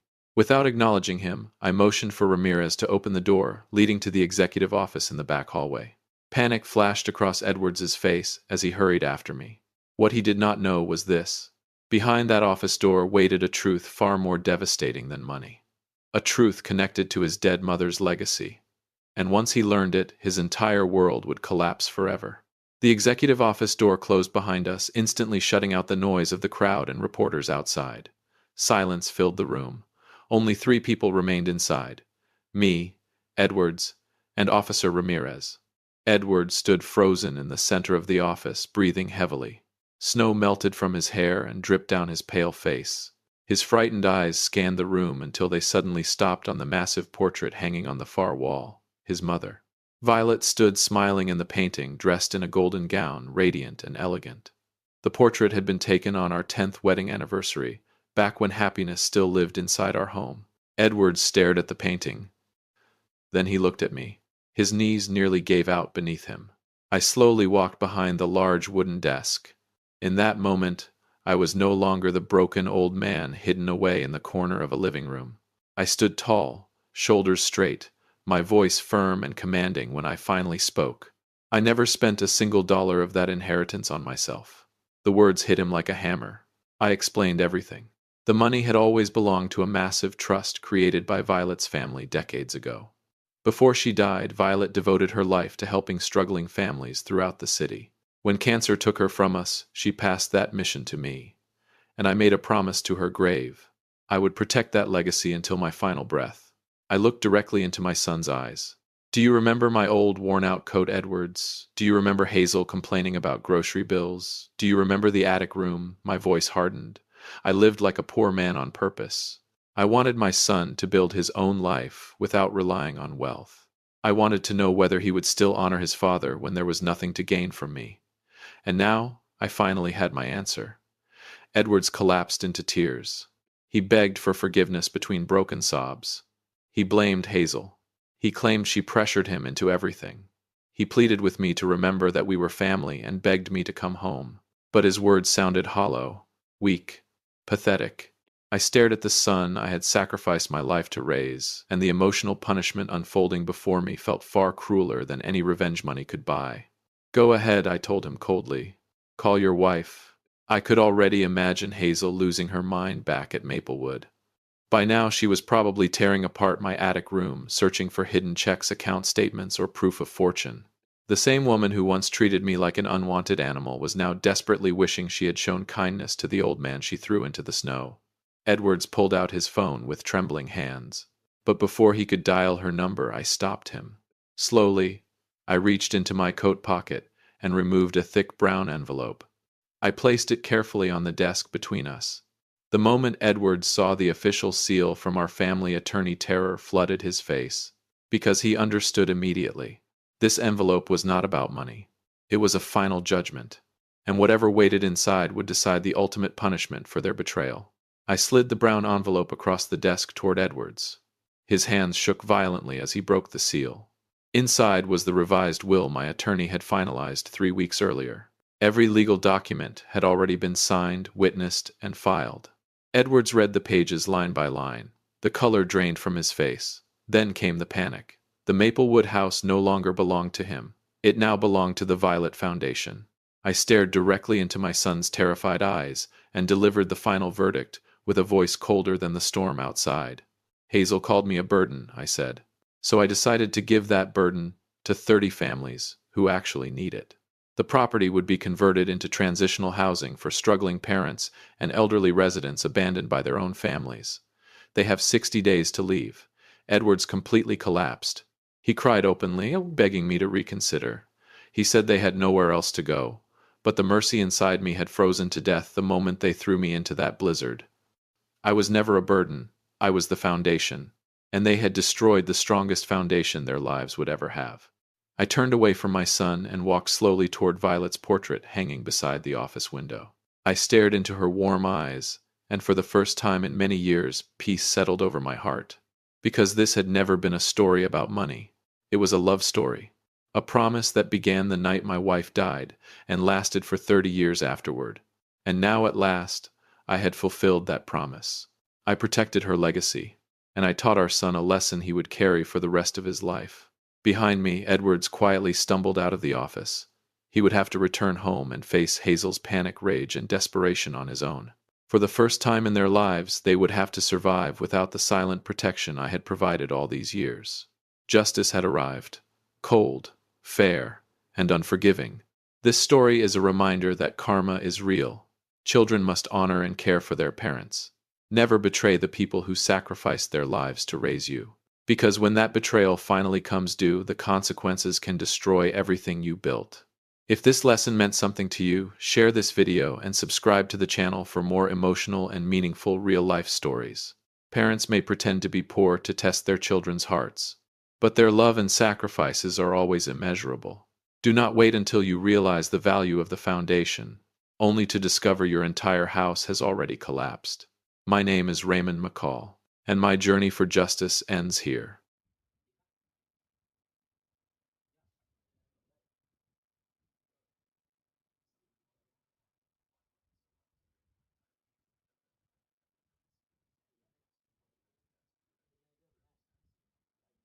Don't talk to him. He's just our butler. The words slipped lightly from Jessica's mouth, but they cut through the warm Thanksgiving dinner like a knife. I froze in place, the tray of red wine trembling slightly in my hands. 35 guests, wealthy neighbors, and my son's business partners fell silent all at once. They looked at me with a mixture of pity and disgust, as if I were an unwanted stain on their expensive carpet. I glanced at Marcus, my only son. He avoided my eyes, slowly rotating the crystal glass in his hand. Instead of standing up for the father who raised him, he stepped closer, leaned toward my ear, and whispered in a cowardly tone, "Dad, please don't embarrass us. Just go along with it, okay?" The blood in my veins seemed to freeze. In this house, I was no longer a father, no longer a grandfather, and certainly no longer a person. I was just an old piece of furniture, a ghost lurking in the corner of the room there, only to serve the illusion of their glamorous life. I suddenly laughed out loud because the man who was paying their mortgage and their credit cards was about to teach them a very expensive lesson. Welcome back to Dad's Real Life Revenge. Grab a snack, sit back, and remember the people in these stories always had every chance to do the right thing. They simply chose not to. Leave a comment, and don't forget to subscribe. You're going to like it here. My name is James. I'm 65 years old. 10 years ago, after my wife passed away, I sold my chain of auto repair shops and gathered everything I owned so I could move in with my son. Marcus and Jessica kept saying they wanted to take care of me in my old age.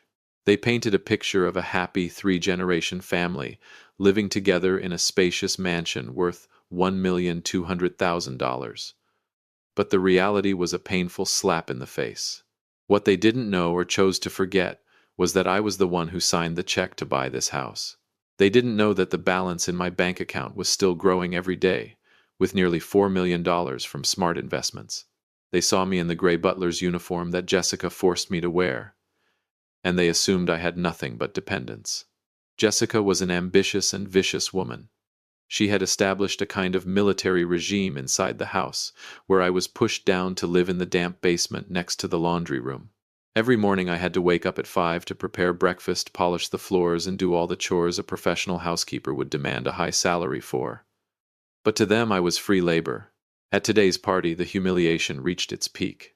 I watched Jessica laughing with her upper-class friends, proudly showing off a new handbag she had bought, using the supplementary credit card connected to my account, while introducing me as some lowly stranger. Every time I tried to speak with my grandchildren, Emma and Jessica would quickly step in. She didn't want me contaminating the perfect world she had created for them. The pain didn't come from being humiliated in front of strangers. It came from Marcus's silence. My son, the child I once stayed up all night caring for when he was sick, was now looking at his father like a burden that needed to be hidden. He enjoyed the luxury funded by my money, yet felt ashamed of my presence. I turned and walked into the kitchen, placing the wine tray on the marble counter. The shame I had felt moments earlier slowly faded, replaced by a chilling calm. When your self-respect has been stripped away completely, there is nothing left to fear. I glanced at the large mirror hanging in the hallway and straightened the collar of my butler's uniform. They thought I was a senile old man, someone with nowhere to go, clinging to their mercy. They were wrong. I pulled my phone from my pocket and scrolled through the bank notification that had just arrived. Total assets, $3,782,000. Enough money to buy 10 houses like this one and wipe the arrogance off Jessica's face in a single move. This little game of pretending to be their butler had gone on long enough, and I was starting to grow tired of the role. They believed they held my life in the palm of their hands, but in reality I was the one holding their financial oxygen. One click, that was all it would take, and all that glittering luxury outside would collapse like a sandcastle before the tide. Chapter 2 will expose the rot inside this million-dollar house. It will focus on the sharp contrast between the glamorous surface and the cruelty hidden in the basement, where James is treated like an invisible man while pushing the audience's anger to its peak as the Sunset Manor scheme begins to emerge. The party ended when the clock struck midnight. The last guests left with satisfied smiles, offering Jessica their compliments for a perfect evening and for having such a devoted butler. The moment the front door slammed shut, the smile on Jessica's face vanished, instantly replaced by the cold expression I knew so well. She tossed a dirty napkin at me and snapped that I should clean up the mess in the living room before I was allowed to go to bed. I worked in silence. At 65, my joints were no longer as flexible as they used to be, but I still bent down to pick up every crumb of cookie and wiped every streak of red wine from the hardwood floor. The master bedroom upstairs once belonged to me, the place where my wife and I had dreamed of a peaceful old age together. Now it was the territory of Jessica and Marcus. And me. I walked down the narrow, steep, dim staircase that led to the basement. My room was next to the furnace and the washing machine. It was so small it barely held a single bed and an old wardrobe. There was no window, no fresh air, only the constant rumble of the washing machine through the night and the damp smell of the earth. Jessica called it a space-saving solution, but I knew the truth. She simply wanted to push me out of sight so I wouldn't ruin the elegant image of the house. The next morning I woke up to Jessica pounding on my door. She stood there with her hands on her hips, ordering me to take Emma and Jake to school because her car was in the shop. As I held my grandchildren's hands and walked them to the car, I leaned in, about to hug them the way I always did. But Emma, my 8-year-old granddaughter, suddenly stepped back. She looked at me with frightened eyes and said quietly, "Mom said we're not allowed to stay too close to you. She said you're a scary servant, and that your brain is broken." A child's words can cut deeper than any knife. Jessica hadn't just turned me into a servant, she was poisoning my grandchildren's minds, turning me into a monster in the eyes of the people I loved most. She was planting the idea that I was a confused old man, someone whose mind was failing so they would never respect me. It was the most refined cruelty a person could commit, stealing a grandfather's place in his grandchildren's hearts. They thought I was an old piece of furniture that needed to be thrown away. What they didn't know was that I held the combination to the very safe they had been dreaming about their entire lives. That afternoon, while I was cleaning the hallway on the second floor, I accidentally overheard a heated argument coming from Marcus's office. I was about to walk away, but the name Sunset Manor slipping from Jessica's mouth made me stop. I hid behind the thick wooden door and held my breath as I listened. "You have to sign this application," Marcus, Jessica hissed through clenched teeth. "We can't keep him here forever. He's starting to lose his mind. Yesterday he even broke the Ming vase in the living room. Do you know how much that vase was worth? Marcus hesitated. But that's my dad. He paid for this house, Jessica. We can't just shove him into a nursing home when he's still perfectly healthy. That's our money now, Marcus. Jessica snapped coldly. Just look at it, the joint account is running dry. If we send him to Sunset Manor, we can declare him legally incompetent. Once that happens, all of his investment portfolios and savings accounts will belong to us legally. I've already done the research. Sunset Manor is a very discreet place. They have their ways of making sure old men like him never walk out and cause trouble again. My chest tightened as I heard the long silence from my son. That silence hurt more than any insult. Marcus was thinking. He was weighing my entire life's fortune against his duty as a son. Then he sighed a sigh of surrender. All right. But we have to do it carefully. We'll need a doctor to confirm early-stage dementia. Her words cut through the air like a blade. They were planning to use the very money I had spent my entire life building, to lock me away in a prison for the elderly, a place where I would be forgotten until the day I died. To them, I wasn't a father who deserved care. I was a financial obstacle that needed to be removed. Jessica's shameless cruelty had reached a level that could no longer be tolerated, and Marcus's cowardice erased the last trace of affection I still had for him. I quietly walked down the stairs, my hands trembling with rage, yet my mind strangely clear. A plan was already beginning to take shape. They wanted to play games about legal competency. They wanted control over my finances. Fine. I would show them exactly where the true power of money really lies. I pulled out my phone and sent a message to Harold, my longtime lawyer and closest friend. Harold, I need you to prepare a few documents. It's time to activate the backup plan. And remember, keep everything quiet until the very last moment. I looked out through the small basement window where the only thing visible was the feet of people walking back and forth along the sidewalk. I had lived in the shadows for too long, endured too much, hoping that one day my son would wake up and realize what he was doing. But today that hope died. I was no longer a forgiving father. I was a millionaire protecting what belonged to me. Would Marcus choose his wife? Or the father who raised him? The answer will shock you with the cruelty of people blinded by greed. Follow my story until the end, and leave a comment telling me the city you're watching from so I can see how far my story has traveled. That night I didn't sleep. I sat on the narrow single bed listening to the washing machine rumble and the laughter of Marcus and Jessica upstairs. They were opening an expensive bottle of champagne, probably celebrating the fact that their Sunset Manor plan was about to become reality. What they didn't realize was that every sip they drank tonight would become a bitter debt they would pay for the rest of their lives. My quiet revenge had officially begun, and the first card I was about to play would be the one that would make them drop to their knees in shock. They thought they were cornering me. In truth, they were only building the walls of their own prison. This game was no longer about humiliation. It was about justice. And the justice of a man who has nothing left to lose is the most terrifying kind of justice there is. Chapter 3 will mark James's transformation from a man who endured everything into a calm, calculating hunter. We will focus on the sharp contrast between James's quiet composure in his lawyer's office and the almost ridiculous chaos that erupts when Jessica suddenly finds that her lifeline has been cut off. On Monday morning, I didn't wake up at 5 to prepare breakfast like usual. Instead, I put on the most expensive custom-tailored suit I owned one.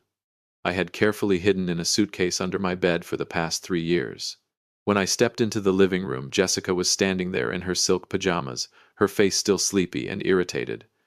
She was about to yell, demanding to know why breakfast wasn't ready, but the words caught in her throat the moment she saw me.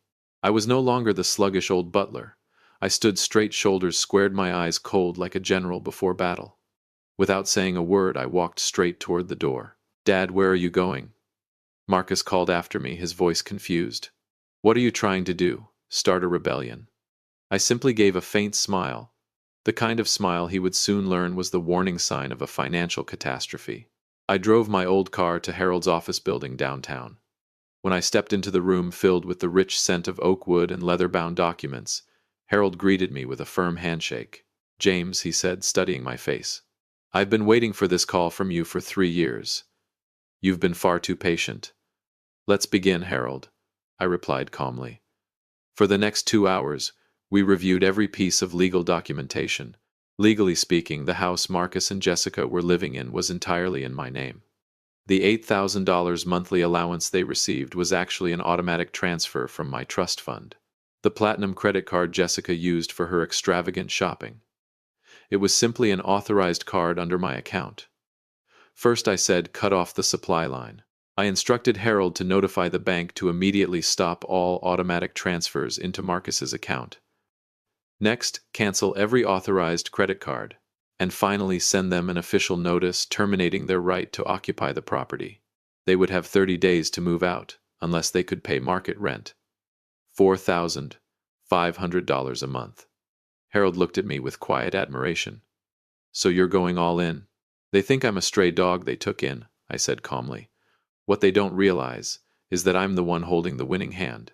While I sat there, sipping black coffee with Harold, the storm was already beginning to hit the $1,000,000 house. I could almost picture it.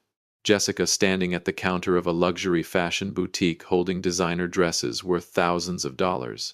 She would hand over her card with that familiar smug expression, and then the cashier would look at the screen and shake her head apologetically. I'm sorry, ma'am. Your card has been declined. Her shamelessness was astonishing. Even when cornered, she still tried to strike back with the old dementia card. But what she didn't know was that every word she said from this point on was being recorded by the pen clipped to my shirt pocket. If you've been listening for a while and want stories like this to keep coming, it would really help if you hit like and subscribe. 97% of people never do. But that's what keeps this entire channel going. I smiled a cold, chilling smile. Don't worry about my mind, Jessica. Worry about how you're going to pay $4,500 in rent next month. Either you start looking for a smaller apartment, or you'll be out on the street. I turned and headed toward the staircase leading down to the basement. But halfway there I stopped and added, oh, and one more thing. Starting today I won't be making breakfast anymore. You'd better learn how to use the stove, if you can still afford the gas bill. That night, instead of the sound of the washing machine, I heard a violent argument erupting from the master bedroom. Jessica was blaming Marcus for failing to control his father, while Marcus was desperately trying to figure out how to keep their finances afloat. They were tearing into each other like animals trapped inside a glass cage. I lay on my narrow single bed and felt a strange sense of peace. This was only phase 1. They thought losing money was the worst thing that could happen. What they didn't realize was that the truth about my $4 million fortune would be the thing that would truly destroy them. Tomorrow, the family meeting I had been waiting for would finally take place. It would be the day every mask was torn away, and the parasites would be forced to face the brutal reality they had created for themselves. Would Marcus fall to his knees and beg his father for forgiveness? Or would Jessica play her final card and try one last time to send James to a nursing home? The ultimate confrontation was about to begin. Chapter 4 is the moment of judgment. I will focus on the planned stair-step reveal technique, turning the living room into a courtroom where James stands as the supreme judge. The next morning, the atmosphere inside the house was thick with hostility. Jessica and Marcus no longer had their usual polished appearance.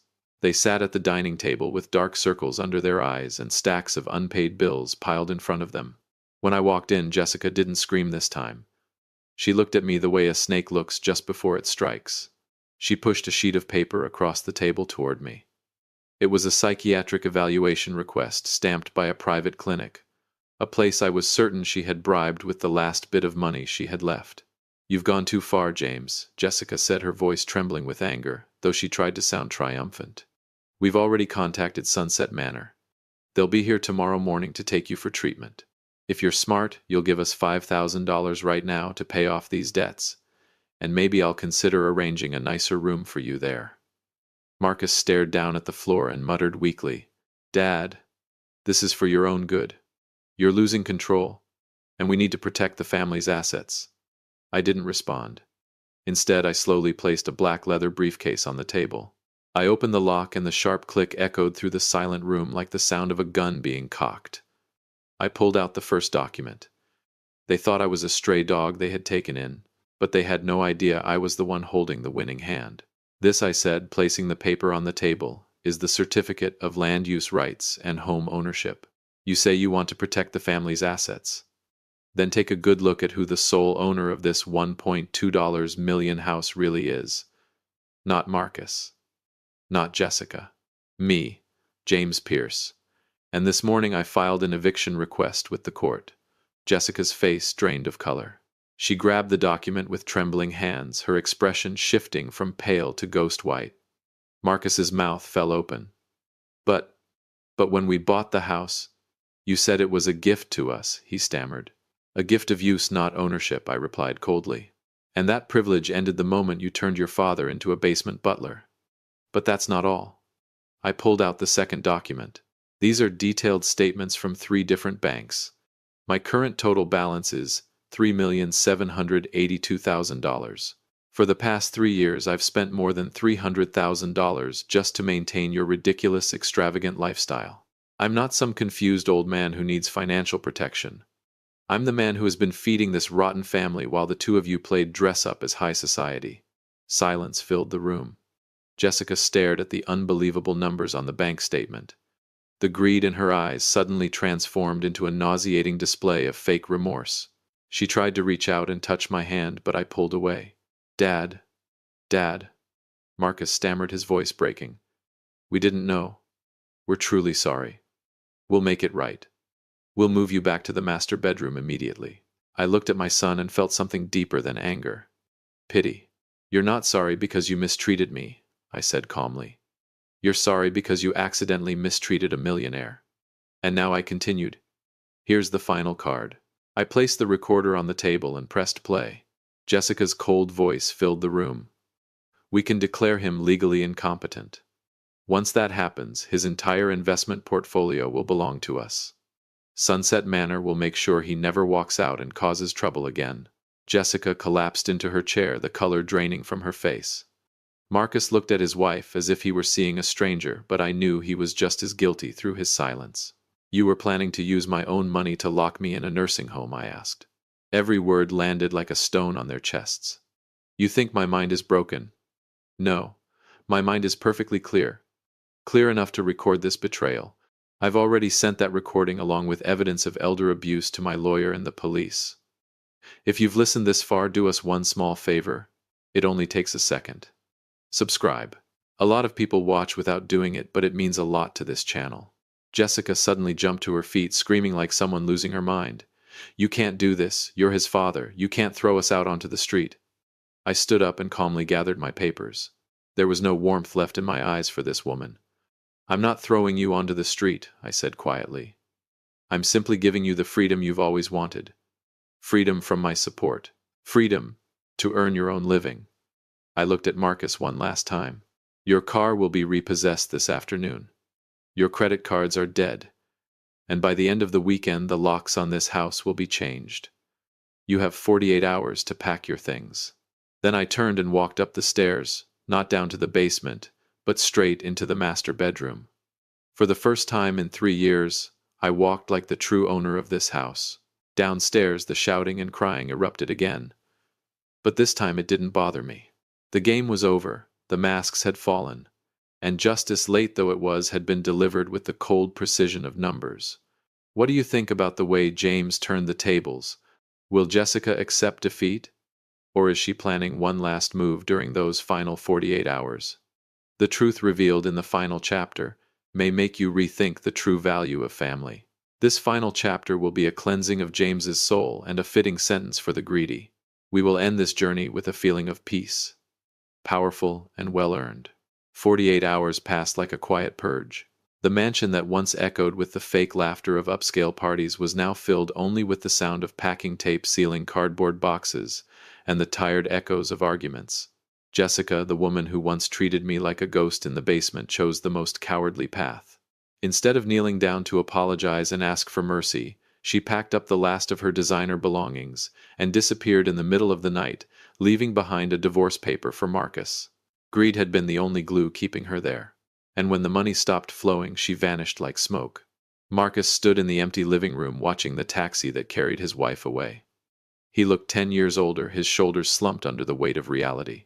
Without credit cards, without protection, he was just a middle-aged man with no real survival skills. I walked down the stairs this time wearing a simple but neatly pressed shirt. I didn't look at him with anger, but with a strange calmness.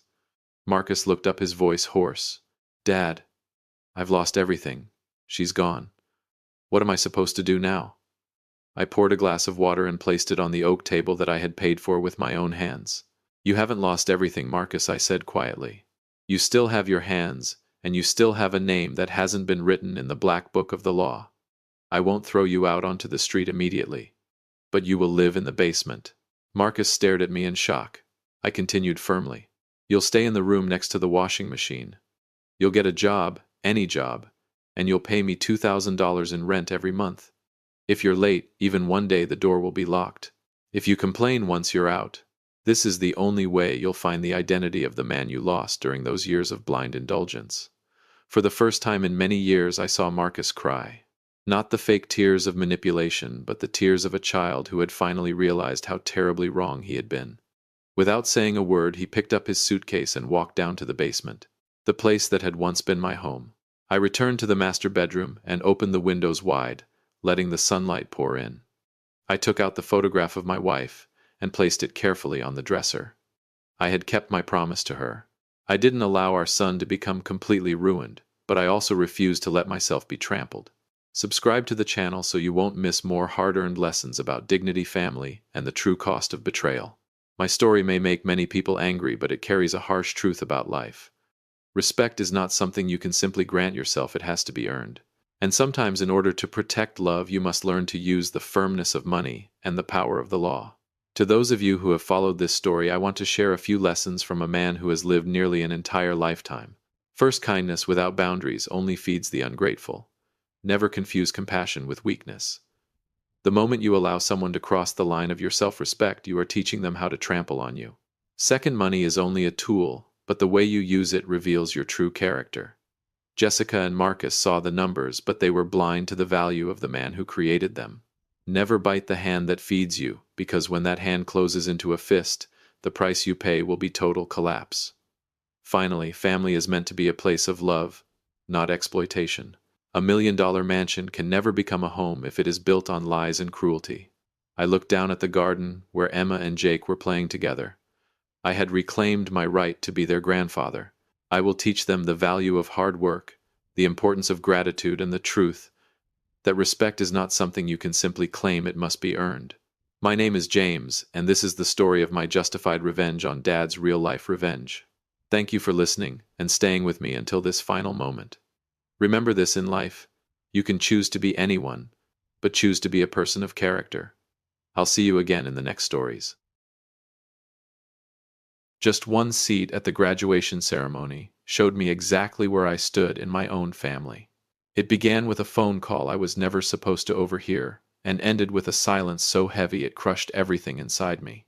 For 17 years, I had never missed a single milestone in Jasmine's life. Today was her graduation day at Howard University.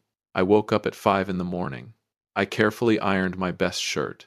I slowly tied the necktie Jasmine had given me for my birthday 3 years ago. I was proud. I was happy. I truly believed I was the luckiest father in the world. But my world collapsed right there in the entrance hall. Diane walked toward me with a cold expression on her face. She would not even look me in the eyes.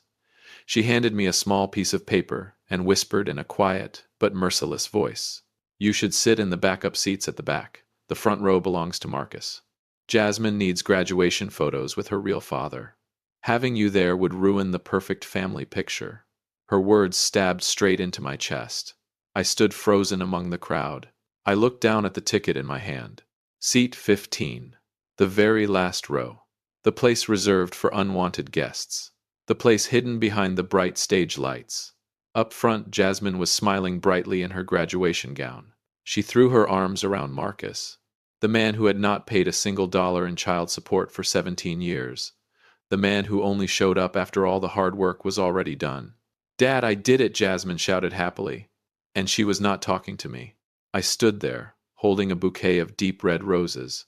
I had handpicked every single flower for my daughter. Without realizing it, I squeezed the stems tighter and tighter. Sharp thorns pierced deep into my skin. Warm blood trickled down, slowly, soaking through the silver wrapping paper. But that physical pain meant nothing compared to the humiliation tearing through my soul. Had I really spent my entire life raising a child with my own blood, sweat, and sacrifice, only to be treated like a stranger in the end? Welcome to Dad's Revenge Real Life. Don't forget to leave a comment and subscribe to the channel. You are going to love it here. Betrayal does not always come like a slap across the face. Sometimes it comes when the people you love ask you to step aside so someone else can enjoy the rewards of your sacrifice. I turned around and walked away. I left behind their fake laughter and hollow happiness. The thunderous applause echoing through the halls of Howard University sounded unbearable to my ears. I sat alone on an ice-cold stone bench outside the campus. The blood on my palms had already dried into dark stains. Memories from the last 17 years came flooding back like a slow-moving film, crushing my chest with every passing second. Jasmine was 7 years old that year. She came home sobbing because other children mocked her crooked teeth. Seeing my little girl cry tore me apart inside. Diane looked at me and sighed. Braces at that time cost more money than we could possibly afford. But I promised my daughter I would give her the best life I could. And I kept that promise. That was when my endless nights at the frozen warehouse began. My shift started at 10 at night and ended at 6 the next morning. I carried heavy boxes weighing dozens of pounds inside temperatures below freezing. My body trembled constantly. My fingers ached every time the weather changed. My back hurt so badly there were mornings when I could barely stand upright. But every month when I saw the savings growing little by little, I smiled. My love for this family was never built on sweet words.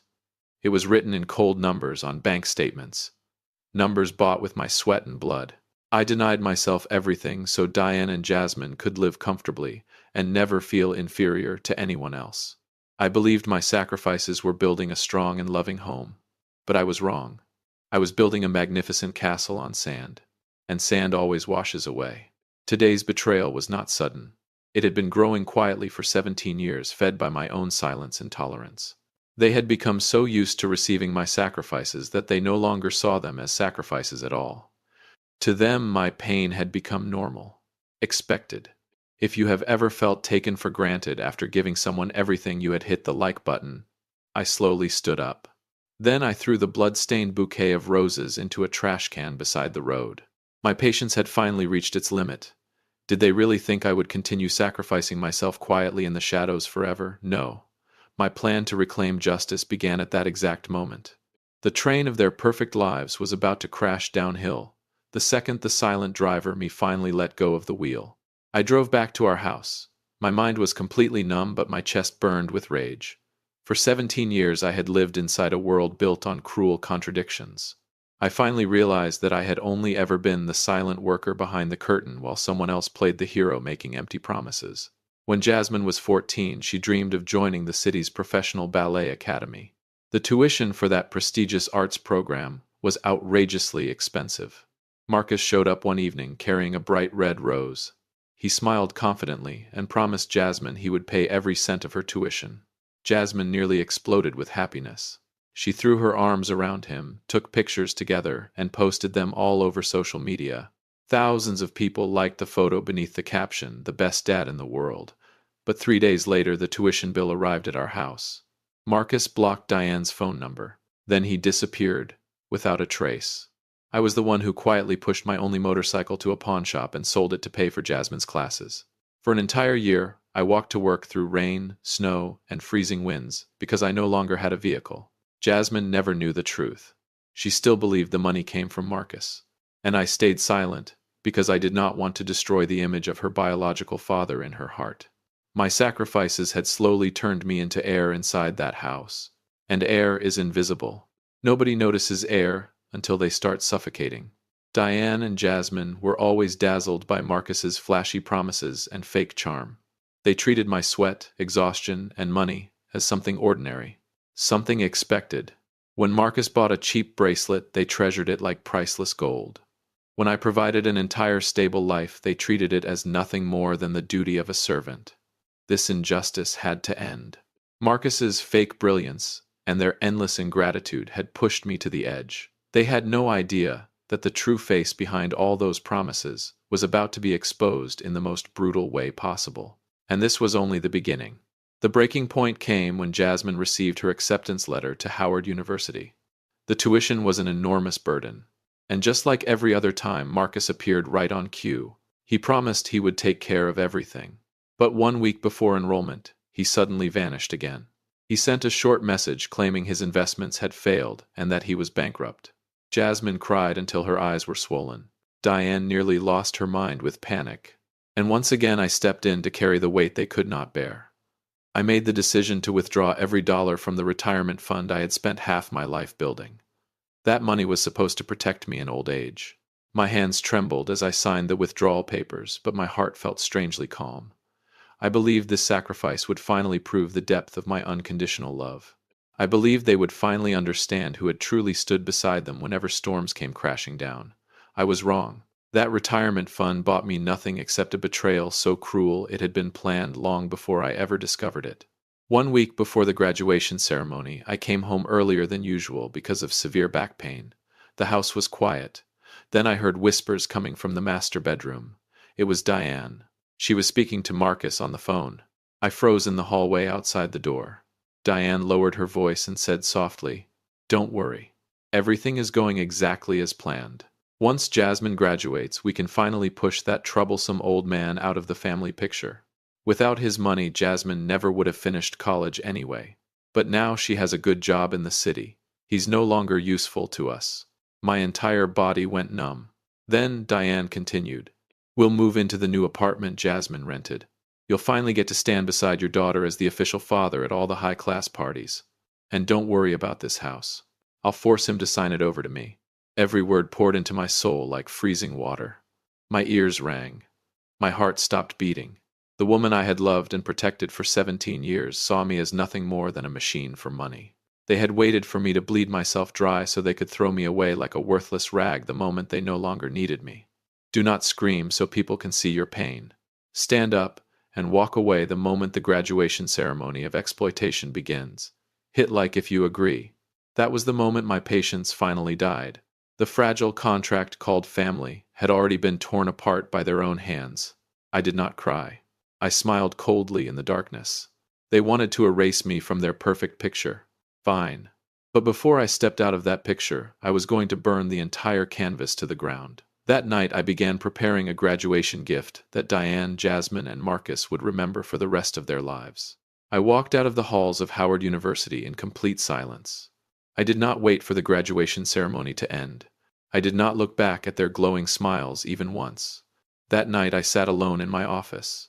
The room was completely dark. The pain inside me had disappeared. All that remained was a terrifying level of clarity.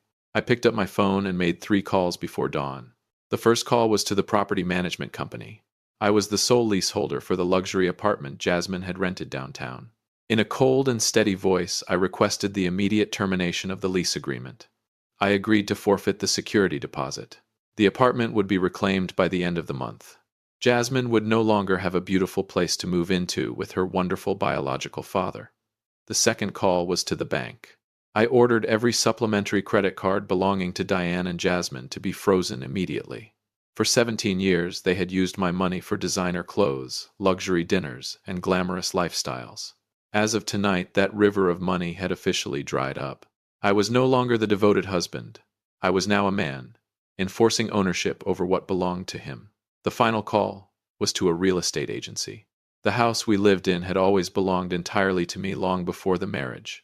I instructed the agent to sell it immediately for 10% below market value. My only condition was speed. I wanted every legal procedure completed within 2 weeks. They thought I was just a foolish man who worked himself to death without asking questions. They believed they could drain every drop of my finances and casually throw me away afterward. They were wrong. I was the one who built their fake paradise with my own hands, and I could destroy it just as easily. This war had only begun, and they were still celebrating their victory, without realizing the ground beneath them was already collapsing.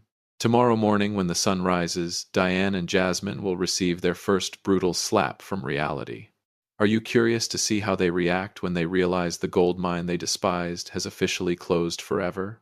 Stay tuned for the next chapter to witness the full force of this reckoning. The next morning, Diane and Jasmine returned home just after sunrise. I was sitting calmly in the living room reading the newspaper and sipping a cup of bitter coffee. They walked inside, looking exhausted, but their smiles still filled the room. The moment Diane saw me, she started complaining. She grumbled that Marcus had once again forgotten his wallet during their celebration dinner at a 5-star restaurant the night before. Jasmine immediately defended her biological father. A great man like Marcus should not have to worry about petty money problems, she said proudly. I did not say a single word. I simply smiled. Their awakening began less than an hour later. On her way to work, Diane stopped at her usual Starbucks for one of her expensive coffees. Casually, she swiped the supplementary credit card I had given her years ago. Beep. The payment machine rejected it. The cashier gave her an awkward smile. I'm sorry, ma'am. Your card has been declined. Diane frowned in irritation and tried again. Declined. Again. This time, panic flashed across her face. Seconds later, my phone rang. The moment I answered, Diane exploded with fury. Lucas, what did you do to my account? Unlock the card. Right now I'm standing here humiliating myself in this coffee shop. My voice remained perfectly calm. There's nothing wrong with the card. I canceled it. Starting today, you can pay for your perfect little life yourselves. Then I hung up before she could scream another word. At the exact same time, Jasmine received an urgent email from the property management company. The message informed her that the lease for her luxury apartment had been terminated immediately. She was required to remove all her belongings before the 31st of the month.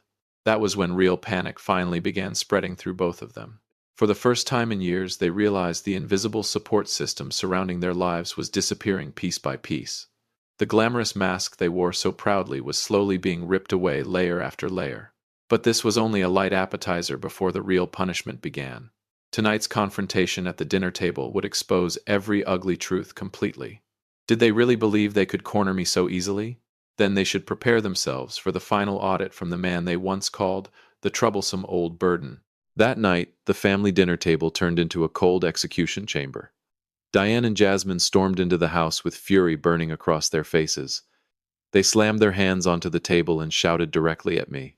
Have you lost your mind, Lucas? How dare you freeze our cards and cancel Jasmine's apartment? Do you have any idea how humiliated we were today? I did not flinch. Slowly, I pushed a thick stack of documents across the table toward them. It was the most detailed financial audit they had ever seen in their lives. I looked directly at Jasmine. My voice was as cold as ice. For 17 years, this is the exact amount I spent on both of you. $1,240,000. Your braces. Your ballet academy tuition. Your expensive education at Howard University. Every single dollar came from my sweat and blood. I leaned forward slightly. Marcus made promises. I was the one who carried them out. I was the one who emptied his retirement fund so you could hold your head high beside your wealthy classmates. And yet at your graduation yesterday, both of you pushed me to seat 15 in the back row so a man who contributed nothing could stand in the spotlight. Diane let out a mocking laugh. So now you're counting every penny you spent on your wife and daughter. That's pathetic. This house belongs to me too. You can't treat us like this. Without changing my expression, I pulled out one final document. The property ownership papers. And the completed sale agreement. I looked directly into Diane's eyes. This house was entirely mine before we got married. And I already sold it. You have exactly 2 weeks to remove every belonging you own. The new owner takes possession on the 15th. Jasmine suddenly burst into tears. She stared at me with shock, fear, and desperation in her eyes. Dad, are you throwing me away? Are you still my father? Slowly, I stood up. I looked at the daughter I had once loved more than my own life. Then I answered in a low but unshakable voice. I'm not throwing you away, Jasmine. I'm simply returning you to the place you chose for yourself. The front row beside your biological father. The room went silent. You already planned to erase me from your family picture after graduation. I'm only helping you do it a little sooner. Diane and Jasmine stood frozen in place. Their faces turned pale. Not a trace of color remained. The brutal truth had completely shattered the fantasy they had been living in. But the punishment was still far from over, because the real question had not been answered yet. What would happen when their beloved hero Marcus finally had to face? Diane completely lost control. She screamed hysterically and tore the audit papers into pieces, scattering them across the table like falling ashes. Then she unleashed the cruelest insults she could think of. You're a controlling monster, Lucas. You want to destroy your own daughter's future over a single seat. You're selfish. I watched the shredded papers drift through the air. Inside me, there was nothing left to shake. Diane's rage only proved one thing. They were terrified. Terrified of reality finally arriving at their doorstep. Without saying another word, I walked into my room and returned with the suitcase I had already packed. My voice was calm, cold, and final. You have exactly 2 weeks to leave this illusion behind. Move out willingly, or be forced out. Your choice. This house no longer has anything to do with me. Then I walked toward the front door. I did not look back at Jasmine's late tears, or Diane's violent outburst echoing behind me. The night air in Annapolis was cold and fierce. I walked slowly down the familiar street leading toward the main road. And there, beneath the dim glow of a streetlight, I saw Marcus's polished luxury car parked at the corner. Marcus leaned casually against it, scrolling through his phone with a smug smile on his face. Maybe he was waiting for Diane to bring him the good news about the house transfer. Or maybe he was fantasizing about his glamorous future, beside a Howard University graduate daughter he had never spent a single dollar raising. This time I walked directly toward him first. The moment Marcus saw the suitcase in my hand, he straightened up nervously. I looked directly into the calculating eyes of the man who had betrayed me for 17 years. Then I smiled. The bill for your perfect family is finally coming due, Marcus. His expression instantly changed. The house is sold. The bank accounts are frozen. Jasmine's apartment is gone too. So starting tomorrow, you'll be the one paying for their glamorous lifestyle. I adjusted my grip on the suitcase and stepped closer. Good luck. Marcus's confident expression collapsed into pure shock. His mouth opened slightly, but no words came out. I turned around and walked away without waiting for a response. The game of switched roles was finally complete. Now the man who made promises would have to carry the full weight of two ungrateful people with empty pockets. And without my money holding everything together, the true nature of their parasitic relationship would finally be exposed. The next 6 months would become a living hell that stripped every layer of fake love away one by one. How long do you think Marcus will stay loyal once the gold mine disappears forever? 6 months passed quickly. I moved to Annapolis and settled into a quiet little coastal town. I bought an old woodworking shop and started over from scratch. There were no more complaints from Diane. No more crushing financial pressure. My hands were now covered with sawdust paint stains and rough calluses from carving wood instead of bleeding from rose thorns. For the first time in many years, my soul finally found peace. Late one evening, my phone vibrated softly. A text message appeared from an unfamiliar number, but I immediately knew who it was. Jasmine. She sent me a screenshot of a bank transfer.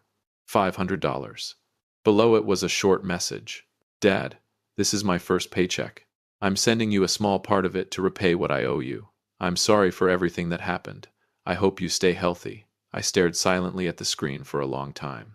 Surprisingly, I felt no hatred, no triumph either, only a strange sense of calm. For the first time in her life, Jasmine had begun to understand the value of hard work. She finally understood what it meant to earn money with sacrifice and exhaustion instead of taking it for granted. Through a few old acquaintances, I eventually learned what happened after I left. The truth revealed itself almost immediately. Just as I predicted, Marcus abandoned Diane within the very first week, after discovering she no longer had a house savings or financial security. He disappeared as quickly as he had once appeared. Marcus never wanted responsibility. He only loved comfort funded by someone else. Diane and Jasmine were forced to rent a tiny apartment on the outskirts of the city. For the first time in years, they had to face rent payments, utility bills, groceries, and financial stress completely on their own. But the greatest punishment was never poverty. The greatest punishment was forcing them to face reality without my silent protection standing behind them. Only after the glamorous curtain finally fell did they realize the man they looked down on had been the very person keeping them from collapsing into the abyss. Every debt of loyalty and betrayal had finally been settled. But my story does not end with revenge. Because inside this small woodworking shop lies the most important lesson I want to leave behind for all of you.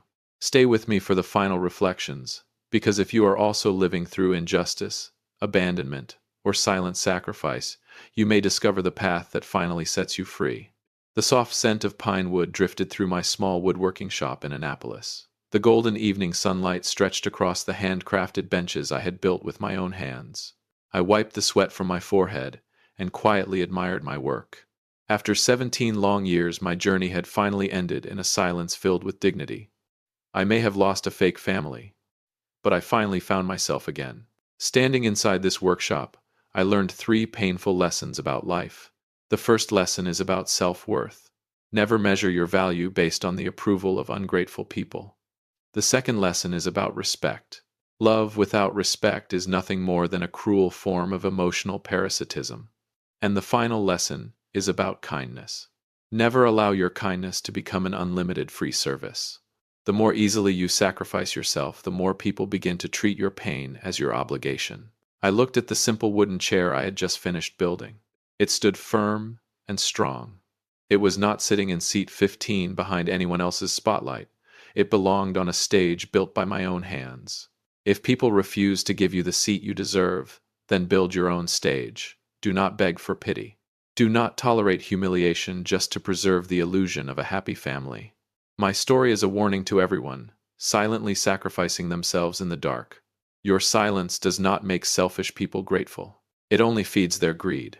Be brave enough to walk away once your limits have been crossed.